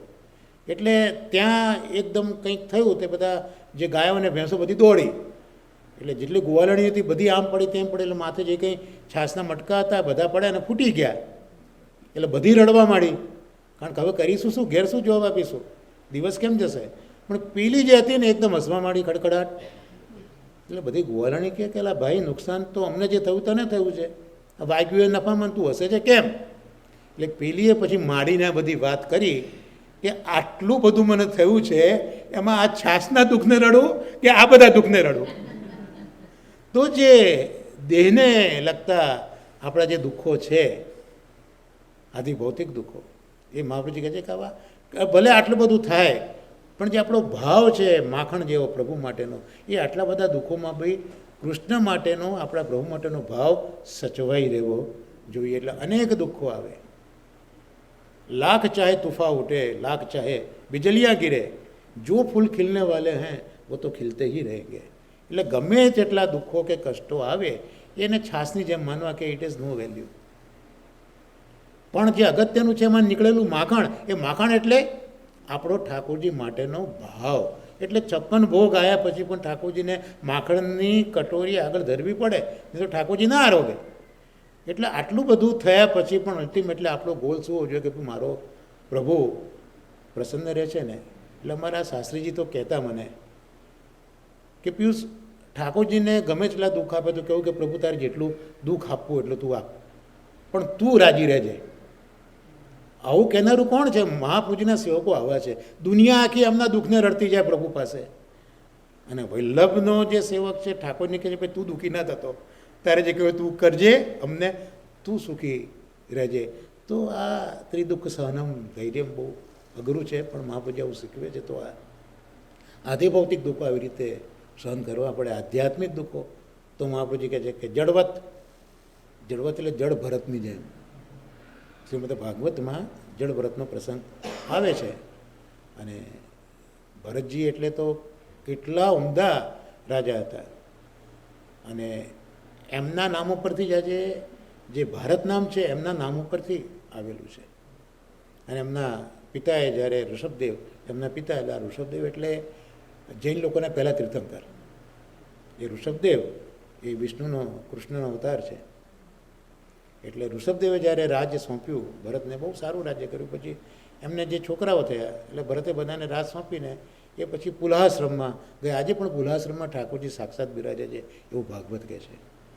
એટલે પુલાશ્રમમાં ગંડકી નદી છે, ત્યાં આશ્રમ બાંધીને તો તપ કરતા હતા, પ્રભુમય હતા. ત્યાં એક હરણી હતી, ગર્ભવતી હતી, અને સિંહની ત્રાળ પડી એટલે ગભરાઈ, એટલે એને કૂદવાનો પ્રયત્ન કર્યો, તો એ સાથે નદીમાં પડી. એને પેટમાં તો બચ્ચું હતું, એ બહાર આવી ગયું. તો ભરતજી આ બચ્ચાને શોધવા, બચાવવા માટેમાં એમણે બચ્ચાને બચાવી લીધું. અને પછી તો એવું પાલન કર્યું કે એ પછી પ્રભુમય ના રહ્યા, એ પછી હરણીમય બની ગયા. એટલે શાસ્ત્રીજીએ રસાસ્વાદમાં લખ્યું છે કે હરિણ તો આવ્યું પણ હરી ગયા, હરિણ તો આવ્યું પણ હરી ગયા. ગયા ગયા ગયા પછી તો એમનું મૃત્યુ આવ્યું, પણ હરી તો મળ્યા નહોતા. પણ પેલું મરતા મરતા ધ્યાન શેમાં હતું? હરિમાં હતું, હરણીમાં હતું. એટલે એમને બીજો જન્મ હરણીનો થયો, પણ પ્રભુ કૃપાથી એમને પૂર્વ જન્મનું જ્ઞાન હતું. એટલે પાછા પુલાશ્રમમાં આવીને જ રહ્યા અને સમજી ગયા કે હવે મારે બહુ એલર્ટ રહેવું પડશે, મારી આસક્તિ છે, મારે સાચવવી પડશે. તો હરણીના અવતારમાં એમને બીજો જન્મ પણ પૂરો થયો. અને ત્રીજો જન્મ પછી એક બ્રાહ્મણને ત્યાં ગયો, અને ઘણા છોકરા તમે એક ભરતજી હતા, પણ ભરતજીને પોતાના પૂર્વજન્મના સંસ્કાર હતા. એટલે કીધું કે ભાઈ મારે હવે જળની જેમ જ વર્તવું છે. એટલે જળ ભરત તરીકે ઓળખાયા. જે કંઈ કામ કરાવે, ઊંધા મોડે કામ કરે, ન ખાવાનું માગે, ન તકલીફની વાત કરે, બધું સહન કર્યા કરે. ત્યાં સુધી કે રખડતા રખડતા હતા બધા ડાકુઓ હતા, એમને ઉતારીને એનો વધ કરવા માટે ભદ્રકાલી માતાને એક બલિ આપવા માટે એમને ઉચકીને લઈ ગયા. તો બી ભરતજીએ કંઈ કર્યું નથી, પણ ભરતજીનું જે તેજ હતું તે જોઈને ભદ્રકાલી ગભરાઈ ગયા. આ ભાગવતમાં બધા ઉલ્લેખ છે. ભદ્રકાલી જેના માટે એમનો વધ થવાનો હતો, આ ભરતનું તેજ જોઈને એ વિચારમાં પડી ગયા, અને એમને ઉડતા જે બધા આવ્યા હતા વધ માટે એ બધાને ભગાડી મૂક્યા. એટલે ભરતજી ત્યાંથી છૂટ્યા, અને રસ્તામાં જતા હતા ત્યાં રઘુગણ રાજા એ જ્ઞાન મેળવવા જતો હતો. તો એક ઉચકનારો, પાલખી ઉચકનારો કોઈ જોઈતો હતો, તો આ રખડતા હતા, તો પકડી લીધા. ભાઈ બધા તો જે ચાલે તો રાજાનો વિચાર કરીને ચાલે કે ભાઈ રાજાને પાલખીમાં આમ તેમ ના થવું જોઈએ. અને ભરતની તો શરૂઆતનો ભાવ હતો. એટલે એના તો પેલી રસ્તામાં જતી કીડીમાં પણ ભગવાન દેખાય. તો કે મારા પગમાં કીડી દબાઈ યોગ્ય નહીં ને, એટલે કીડીને બચાવવા માટે પહેલાં 3ના પગલાં સીધા હોય, આનું પગલું વાંકવું પડે. એટલે પેલા રવુગણને આમ તેમ તો પડે, એટલે એનું મગજ 2-3 વર્ષ પછી ગયું અને પેલાને કીધું કે મૂળ જેવો છે, શું કરે છે, ખાધું પેલું બધું શું કર્યું, આટલું કરી શકતો નથી. ભરતજી જરા પણ ગુસ્સો કર્યા વગર રાજાને કહે છે કે રાજા, તું આત્મજ્ઞાન મેળવવા જાય છે, બ્રહ્મજ્ઞાન મેળવવા જાય છે? તને એ વાતની ખબર છે કે બ્રહ્મજ્ઞાન કોને મળે? જે લોકો ભગવદીઓના ચરણ રજથી સ્નાન કરે ને એને આત્મજ્ઞાન બ્રહ્મજ્ઞાન મળે, જે તું લેવા માટે જઈ રહ્યો છે. અને રાજા ચમક્યો કે આ તો કોઈક યાર મહાન વ્યક્તિ લાગે છે, આવીને પગે પડ્યો અને એને છોડી મૂક્યા. અને પછી એ ભરતજીનો આવી રીતનો ઉદ્ધાર થયો છે. તો આ જે છે ભરતજીએ પોતે જે દુઃખો વેટ્યા છે, એ દુઃખો એ આધ્યાત્મિક પ્રકારના દુઃખો છે, જે ઇન્દ્રિયો સાથે અને મન સાથે સંકળાયેલા છે, આદિભૌતિક શરીર સાથે, આધ્યાત્મિક ઇન્દ્રિયો અને મન સાથે. ભરત જે બેઠ્યું તે, અને હવે રહ્યું આધિદૈવિક દુઃખ. તો આધિદૈવિક દુઃખ ગોપીજનોએ જે રીતે બેઠ્યા છે, કારણ કે એ આધિદૈવિક દુઃખ એ આત્મા સાથે સંલગ્ન છે. એટલે મહાપ્રભુજીએ નિરોધ લક્ષણ ગ્રંથ લખ્યો, ત્યાં આજ્ઞા કરી કે યચ્ચ દુઃખમ યશોદાયા નંદાદિનામ ચ ગોકુલે ગોપિકાનામ તો યદ દુઃખમ તદ દુઃખમ સ્યાન મમ ક્વચિત. આધિદૈવિક દુઃખ મહાપ્રભુજી પણ માગે છે. એ દુઃખ ક્વચિત કોક વખત મને કંઈક થોડું પણ થાવ, મહાપ્રભુજી માગે છે. કેવું દુઃખ?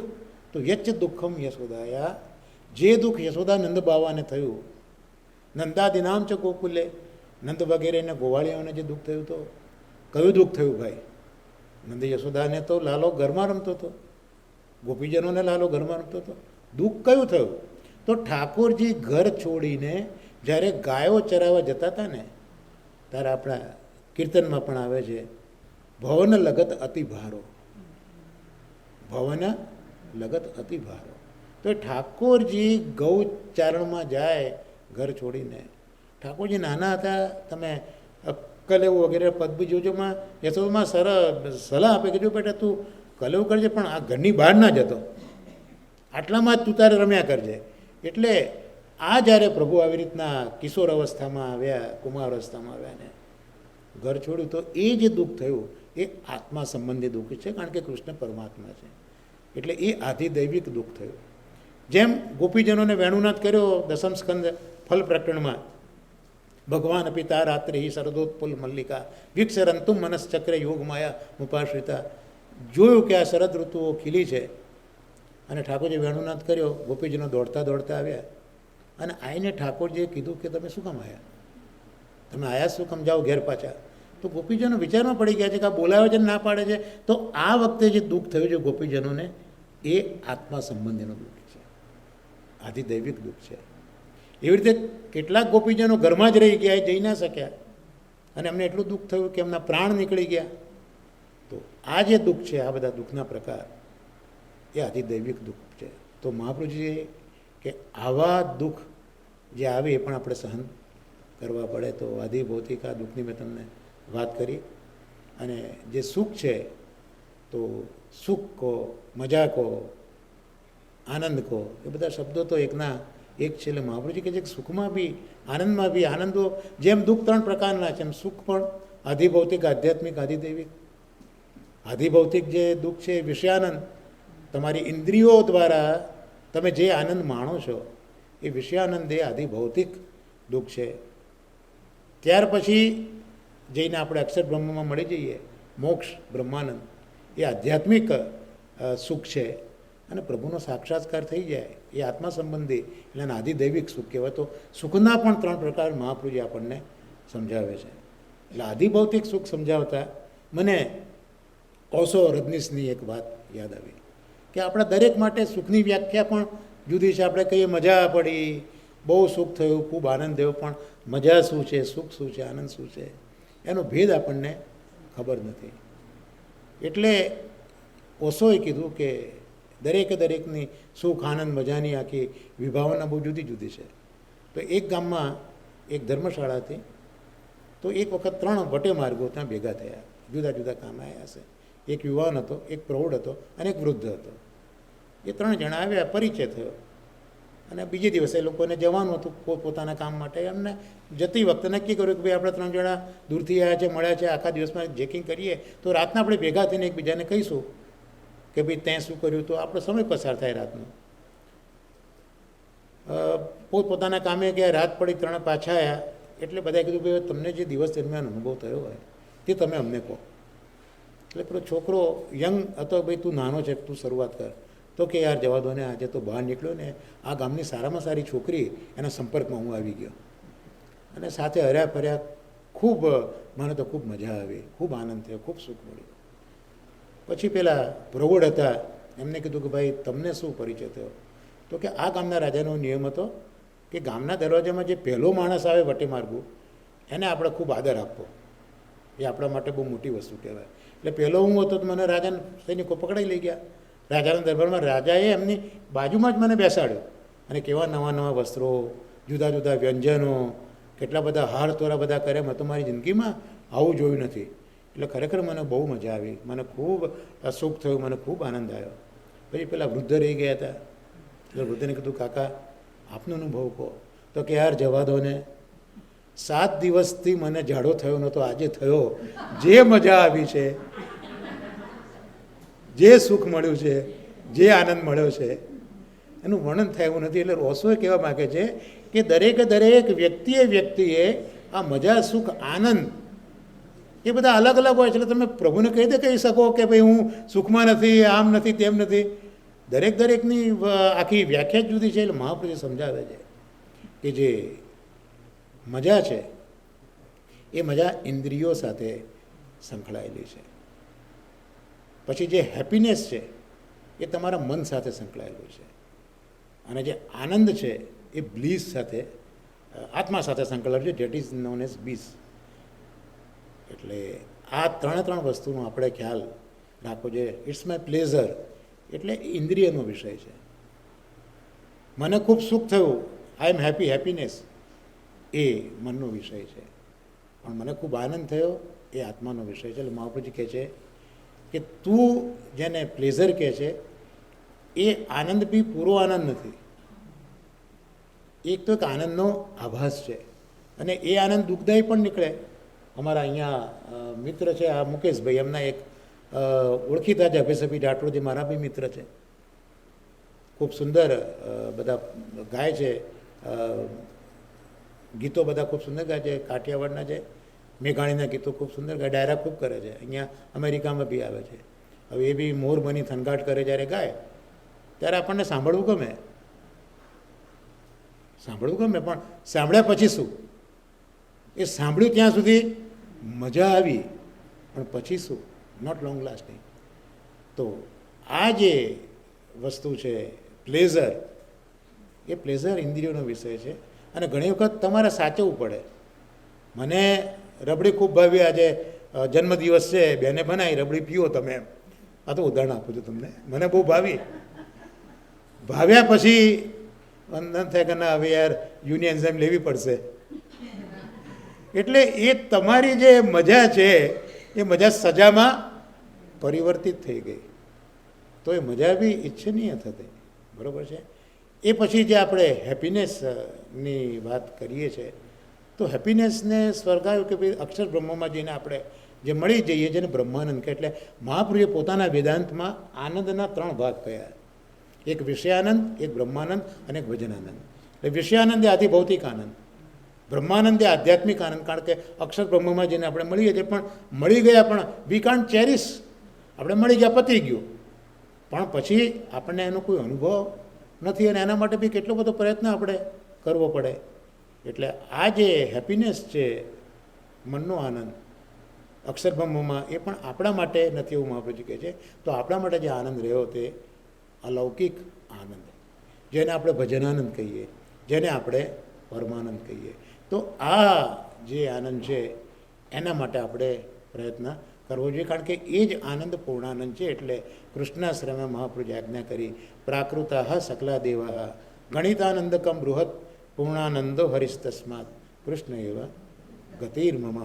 તો આપણો જે આનંદ છે એ કૃષ્ણ જ આનંદ છે. કારણ કે ઉપનિષદોમાં આનંદની ગણના કરી છે કે એક ચક્રવર્તી રાજા હોય, બિલકુલ હૃષ્ટપુષ્ટ હોય, આખી પૃથ્વી ધનથી ભરેલી હોય અને એ ભોગવતા એને જે આનંદ મળે એને 1 યુનિટ તરીકે આપણે ગણીએ તો એનાથી 100 ગણો આનંદ મનુષ્ય ગંધર્વનો હોય, એનાથી 100 ગણો આનંદ દેવ ગંધર્વનો હોય, એનાથી 100 ગણો આનંદ ચીર પિતૃઓનો હોય, એનાથી 100 ગણો આનંદ અજાનત દેવોનો હોય, એનાથી 100 ગણો આનંદ કર્મદેવોનો હોય, એનાથી 100 ગણો આનંદ જે દેવલોક છે એનો હોય, એનાથી 100 ગણો આનંદ ઇન્દ્રનો હોય, એનાથી 100 ગણો આનંદ ઇન્દ્રના ગુરુ બૃહસ્પતિનો હોય, એનાથી જે 100 ગણો આનંદ છે એ બ્રહ્માજીનો હોય, એનાથી 100 ગણો આનંદ અક્ષર બ્રહ્મનો હોય. અને અક્ષર બ્રહ્મના આનંદ સુધીની ગણના કર્યા પછી શ્રુતિઓ કીધું કે હવે આનંદની ગણના થઈ શકે એવી નથી. એટલે પૂર્ણાનંદો હરીશ તસ્માત, બીજા બધાના આનંદ અક્ષર બ્રહ્મ સુધીના ગણાશે પણ our concern is Purnanand and that is Krishna. એટલે મહાપ્રભુજી આપણને આનંદમાં પણ કૃષ્ણાનંદ માટેની સમજ આપણને આપે છે. એટલે આ બધું શક્ય ક્યારે થાય કે વિવેક આવ્યા પછી આપણે આપણા મનને ત્રિદુઃખ સહનમ ધૈર્યમ એ પરિસ્થિતિ આવે તો મનથી જે આપણી ઇન્દ્રિયો છે એનું શુદ્ધિકરણ થાય છે. અને બાકી રહ્યા હવે ચિત્ત અને અહંકાર, તો આશ્રય આપણે જો પ્રભુનો કરી લીધો, પણ આશ્રય ક્યારે આવશે? વિવેક પછી આપણામાં ધૈર્ય આવશે, અને ધૈર્ય અને વિવેક ભેગા થયા તો આપણને આશ્રય આવશે. આશ્રય એટલે શ્રીમદ ભાગવતમાં લખ્યું છે કે આસમંતાત શ્રય શ્રેવનમ ઇતિ આશ્રય, એટલે તન મન ધનથી તમે ઠાકોરજીની સેવા કરો એનું નામ આશ્રય કહેવાય. આશ્રયનો બીજો અર્થ આધાર પણ થાય કે કોકનો આધાર લઈએ તો પણ આશ્રય કહેવાય. તો આપણા માટે આશ્રય માટેનું એક જ સ્થાન છે અને તે શ્રી કૃષ્ણ છે. એટલે જ્યારે આપણે પ્રભુનો આશ્રય કરવો હોય ત્યારે 1-2 વસ્તુ આપણે બહુ ખ્યાલ રાખવી જોઈએ.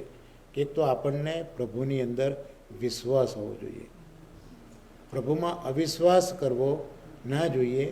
તો આ આશ્રય સુધી પહોંચવા માટે વિવેક ધૈર્ય આવ્યા પછી પણ આપણે પ્રભુમાં આશ્રય રાખવો જોઈએ અને આશ્રય માટે વિશ્વાસ કેળવવો જોઈએ, અવિશ્વાસ ન કરવો જોઈએ. એટલે મહાપ્રભુએ કીધું કે અવિશ્વાસો ન કર્તવ્ય સર્વથા બાધકસ્તુ સ બ્રહ્માસ્ત્ર ચાતકૌ ભાવ્યો પ્રાપ્યમ સેવેક નિર્મમા. મહાપ્રભુજી ખૂબ સુંદર દ્રષ્ટાંત આપે છે કે અવિશ્વાસ તો જ્યારે હનુમાનજી અશોક વાટિકામાં ગયા સીતાના શોધવા અને બહુ ક્રોધ આવ્યો છે અને બહુ ધમાલ કરી છે, એટલે રાવણનો દીકરો મેઘનાદ આવ્યો, પકડાય નહીં. હનુમાનજી કારણ કે તો મહાવીર છે ને, પકડાય નહીં એટલે એને બ્રહ્માસ્ત્ર છોડ્યું. એટલે હનુમાનજી જુએ છે કે આ બ્રહ્માસ્ત્ર આવ્યું, મહાવીર છે, ન બંધાયા હોત તો પણ ચાલત, પણ એમને થયું કે ના, મારો આશ્રય મારા પ્રભુ છે ને, આ બ્રહ્માસ્ત્ર આપ્યું કોને? મારા પ્રભુએ આપ્યો, તો મારા પ્રભુની આજ્ઞા પાળવી જ જોઈએ. એટલે પ્રભુના અંદર દ્રઢતા, આશ્રય આ સ્વીકારીને હનુમાનજી બંધાઈ ગયા અને બંધાઈને રાવણ પાસે લઈને આવ્યા. અને રાવણે ત્રાળ પડી કે આ બંધનને ક્યાં તમે દોડાથી, સૂત્રના દોડાથી બાંધ્યો, ખોલી નાખો. અને હનુમાનજી જોયું કે હવે આનો જે વિશ્વાસ છે બ્રહ્માસ્ત્રમાં એ જતો રહ્યો, એ સાથે એમણે દોડા તોડીને પાછી ધમાલ ચાલુ કરી દીધી. એટલે અહીંયા બ્રહ્માસ્ત્રનું ઉદાહરણ આપ્યું કે પેલાનો અવિશ્વાસ થયો તો પછી એનો આશ્રય ગયો. અને કેવું? ચાતક ભાવ્યો. તો વિશ્વાસ કોનો છે? ચાતકનો વિશ્વાસ છે કે ભાઈ જે સ્વાતિ નક્ષત્રનું જળ છે એનાથી જ એનું તૃષા છુપાવે. તો એ ચાતકના કુટુંબમાં એક ઘરડા ચાતકને મૃત્યુ શૈયા ઉપર હતા અને એમને બધા ગણનાને ભેગા કરે, નાના નાના બધા બચ્ચા બી આવ્યા અને કે મરતા એક શિખામણ આપું છું કે આપણા કુળની પરંપરા છે કે ચાતક પક્ષીનું જ જલ આપણાથી પીવાય, નહીં તો ન પીવાય. એટલે પેલું જે નાનું બચ્ચું જન્મેલું હતું 2-5 દિવસનું, એને કીધું કે દાદા, આ ચાતક પક્ષી સિવાયનું પણ જલ વિદ્યમાન છે ખરું? એટલે એના મગજમાં તો એક જ જ્ઞાન છે કે ચાતકનું સ્વાતિ નક્ષત્રનું જ જલ હોય, બીજા કોઈનું જલ ના હોય.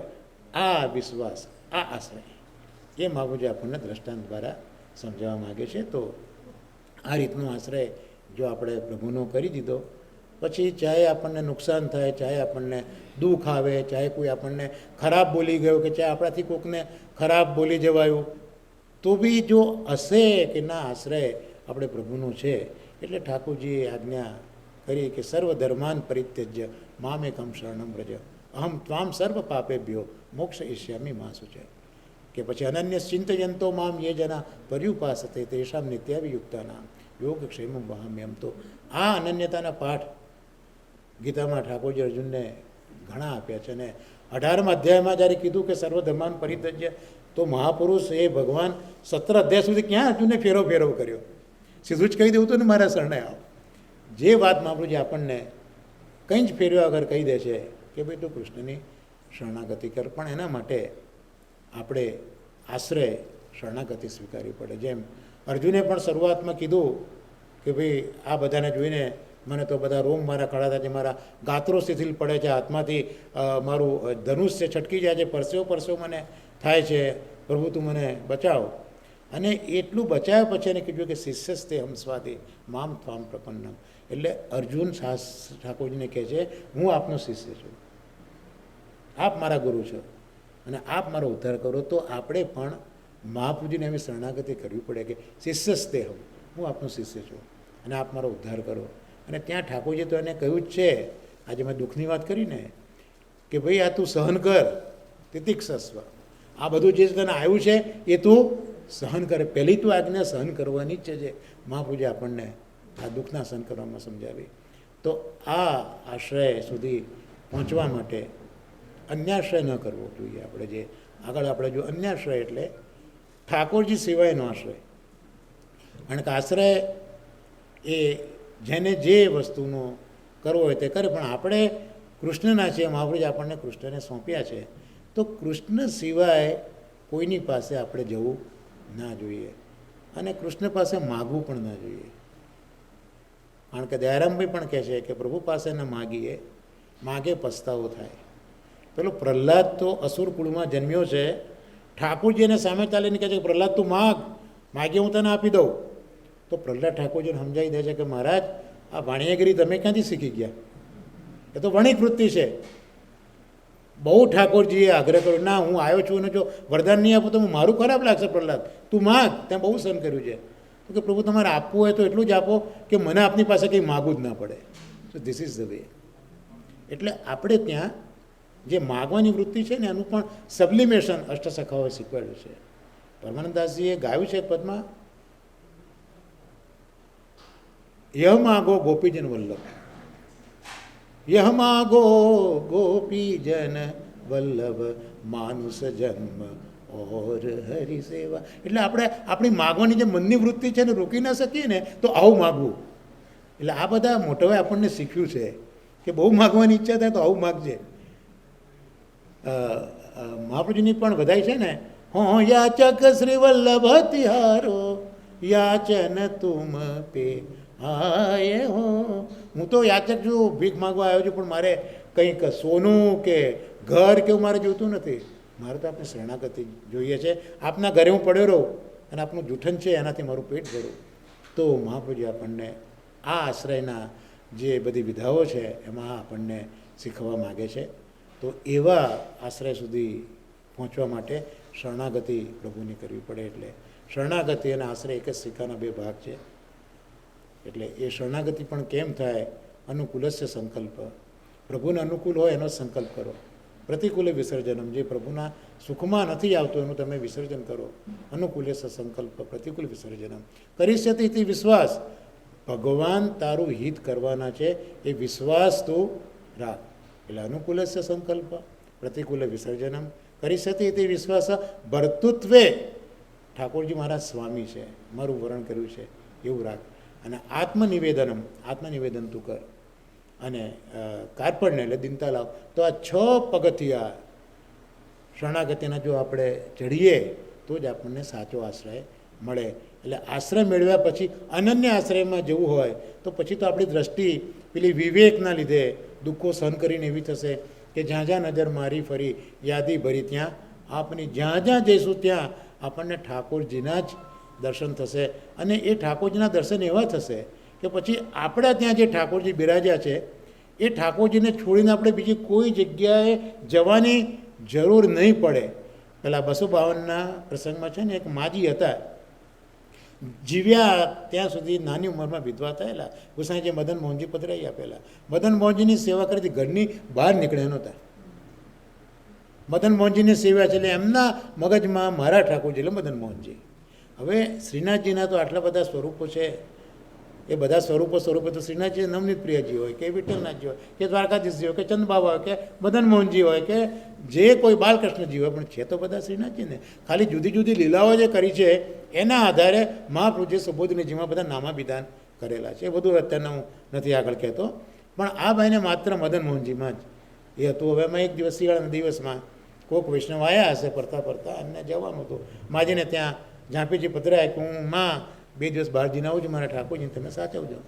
બીજે દિવસે સવારના ખોલ્યું તો બાલકૃષ્ણલાલજીનું સ્વરૂપ પેલાના માથે. પેલા માજી વિચારમાં પડે, કારણ કે બાલકૃષ્ણજીને જોયા નથી, એટલે વિચારમાં પડે કે આ વૈષ્ણવ છે, ઠાકોરજીને રાખતા જ નથી આવડતા. આ ઠંડીના દિવસો કેટલી બધી તેલ માલિશ કરવી જોઈએ, કેટલા ગરમીના બધા પ્રયોગો કરવા પડે, અને આને કંઈ આવડતું લાગતું નથી. આવા દે હું ખકડાઈ નાખીશ. પણ લાલાને કહે છે પ્રભુ આપ ચિંતા ના કરો, પેલાને તો સેવતા આવડ્યું નથી, પણ હું આપને આ જે તમારી તકલીફ છે એમાંથી દૂર કરી. આપ કેટલી ઠંડીમાં ટૂંટ્યું વળી ગયા છે આપ તો, એવું કંઈ થોડું ચાલે. એટલે બિચારી તેલ માલિશ કર્યા કરે, બધા ઉષ્ણ ઉપચારો કર્યા કરે, અને રડતી જાય કે પ્રભુ આવું થયું આવું થયું. ઠાકોર બાલકૃષ્ણલાલજીને થયું કે આ તો હદ થઈ ગઈ હવે, તેલ માલિશ કરાઈને. એટલે ઠાકોરજી પછી મદન મોહનજીમાં પરિવર્તિત થઈ ગયા. 2 દિવસ પછી પેલો આવ્યો અને પેલાને ખકડાયો માજીએ, અને સ્વરૂપ જો પેલો વિચાર આ સ્વરૂપ મારું છે જ નહીં, તે મારું સ્વરૂપ ચોરી લીધું છે. અને ઝઘડો ગુસાઈજી પાસે ગયો તો ગુસાઈજી પછીનો ન્યાય આપ્યો. તો આ જે છે એ અનન્ય આશ્રય. ધમલાજીના પર્યંકમાં મહાપ્રભુજી પોઢ્યા હતા અને ઠાકોરજી પધાર્યા, સાંભળ્યું આ ઝાંઝરનો નાદ, રોકી લીધા. બરાબર છે. કેમ? કારણ કે એમના માટે તો એમના જે સ્વામી છે મહાપ્રભુજી હતા, અને મહાપ્રભુજીને શ્રમ થાય, ભલે ઠાકોરજીને શ્રમ થાય તો એ તૈયાર હતા. એટલે મહાપ્રભુજી ખીજ્યા પણ ખરા, પણ ઠાકોરજી ઉપરાણું તો દમલાજીનું જ લીધું છે ને.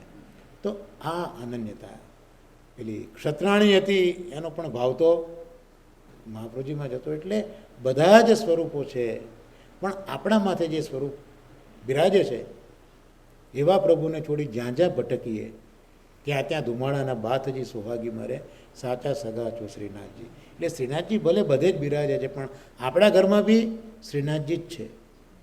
એ દ્રઢતા, એ અનન્ય ભાવ, ભલે આપણે બધે જ જઈએ એમાં કોઈ સવાલ નથી, પણ અવર અલ્ટિમેટ ડેસ્ટિનેશન એ આપણા ઘરના ઠાકોરજી છે. એ અનન્ય ભાવની ખૂબ આપણામાં આશ્રય તો છે જ, પણ એ અનન્ય આશ્રય ક્યારે પરિવર્તિત થાય કે જ્યારે આપણને આપણા ઠાકોરજીમાં જે ભાવ થયો એવો ભાવ બીજે કોઈ જગ્યાએ ન. કારણ કે આ તો પતિવ્રતાનો ધર્મ છે ને. એટલે જેમ પત્ની હોય પતિવ્રતા પ્રતિ, પોતાના પતિને છોડીને ન જાય, ભલે એને ઘણા પુરુષોને મળવું પડે, પણ એ સંબંધ કોનો જોશે? ભાઈ આ મારા પતિનો નાનો ભાઈ છે, આ મારા પતિનો મોટો ભાઈ છે, આ મારા પતિનો સસરો છે, આ મારા પતિનો મિત્ર છે તો બધા જ માણસો, પણ સંબંધ કોનો શોધે છે? પોતાના પતિનો શોધે છે. એમ આપણે જ્યાં જ્યાં જઈએ ત્યાં આપણા પતિનો સંબંધ શોધી દેવો જોઈએ. આ જે છે એ આશ્રયમાંથી પણ ઊંચે જવા માટેની અનન્યાશ્રયની એક રીત છે કે જ્યાં જુઓ. હું તો અન્ય આશ્રયમાં પણ ઘણા કહે છે કે અમારે આમ કરવું પડે, તેમ કરવું પડે. તો ભાઈ જે કરું, પણ તમે તમારો સંબંધ ઠાકોરજી સાથે રાખું. મારી જ વાત કરું કે ત્યાં પેલું ડૉક્ટર તરીકે પેલા બધા ઓળખતા હોય પ્રભુદયાથી, તો ઘણા ગણપતિમાં બી મને લઈ જાય કે ડૉક્ટર સાહેબ તમે ચાલો ગણપતિમાં આરતી કરવા. બરાબર છે. હું ત્યાં જઈને ગણપતિને જય શ્રી કૃષ્ણ કહું, યાર એ બી છે તો ભગવાનનું સ્વરૂપ ને. કે ઘણી વખત કોઈ કે ઓળખ્યું તો આવે કે ચલો અંબા માજીના મંદિરે પૂર્ણાને ત્યાં જતા એ દર્શન કરવા. ભાઈ જઈએ તને વાંધો નહીં, પણ ત્યાં જઈને ઠાકોરજીને જય શ્રી કૃષ્ણ કે આપણું કામ પતી ગયું. મારું જે વિવેક દરિયામાં કહ્યું કે તું તારી સામે ઈચ્છીને તું જતો નહીં, તું તારી ઈચ્છાથી જતો નહીં, પણ કોઈ વખત તારે જવું પડે તો ત્યાં તું ઠાકોરજીનો સંબંધ વિચારીને એને ભગવત સ્મરણ કરજે. કારણ કે અત્યારના આપણે જે સમાજમાં રહ્યા છે ત્યાં બધા આપણે સંબંધો સાચવવા પડે છે. કારણ મહાપ્રભુજી આમ તો અવ્યાવૃત થઈને સેવા કરવાની કે જે ધંધા રોજગાર છોડીને ઉત્તમ સેવા કહી છે, પણ અત્યારના શક્ય નથી.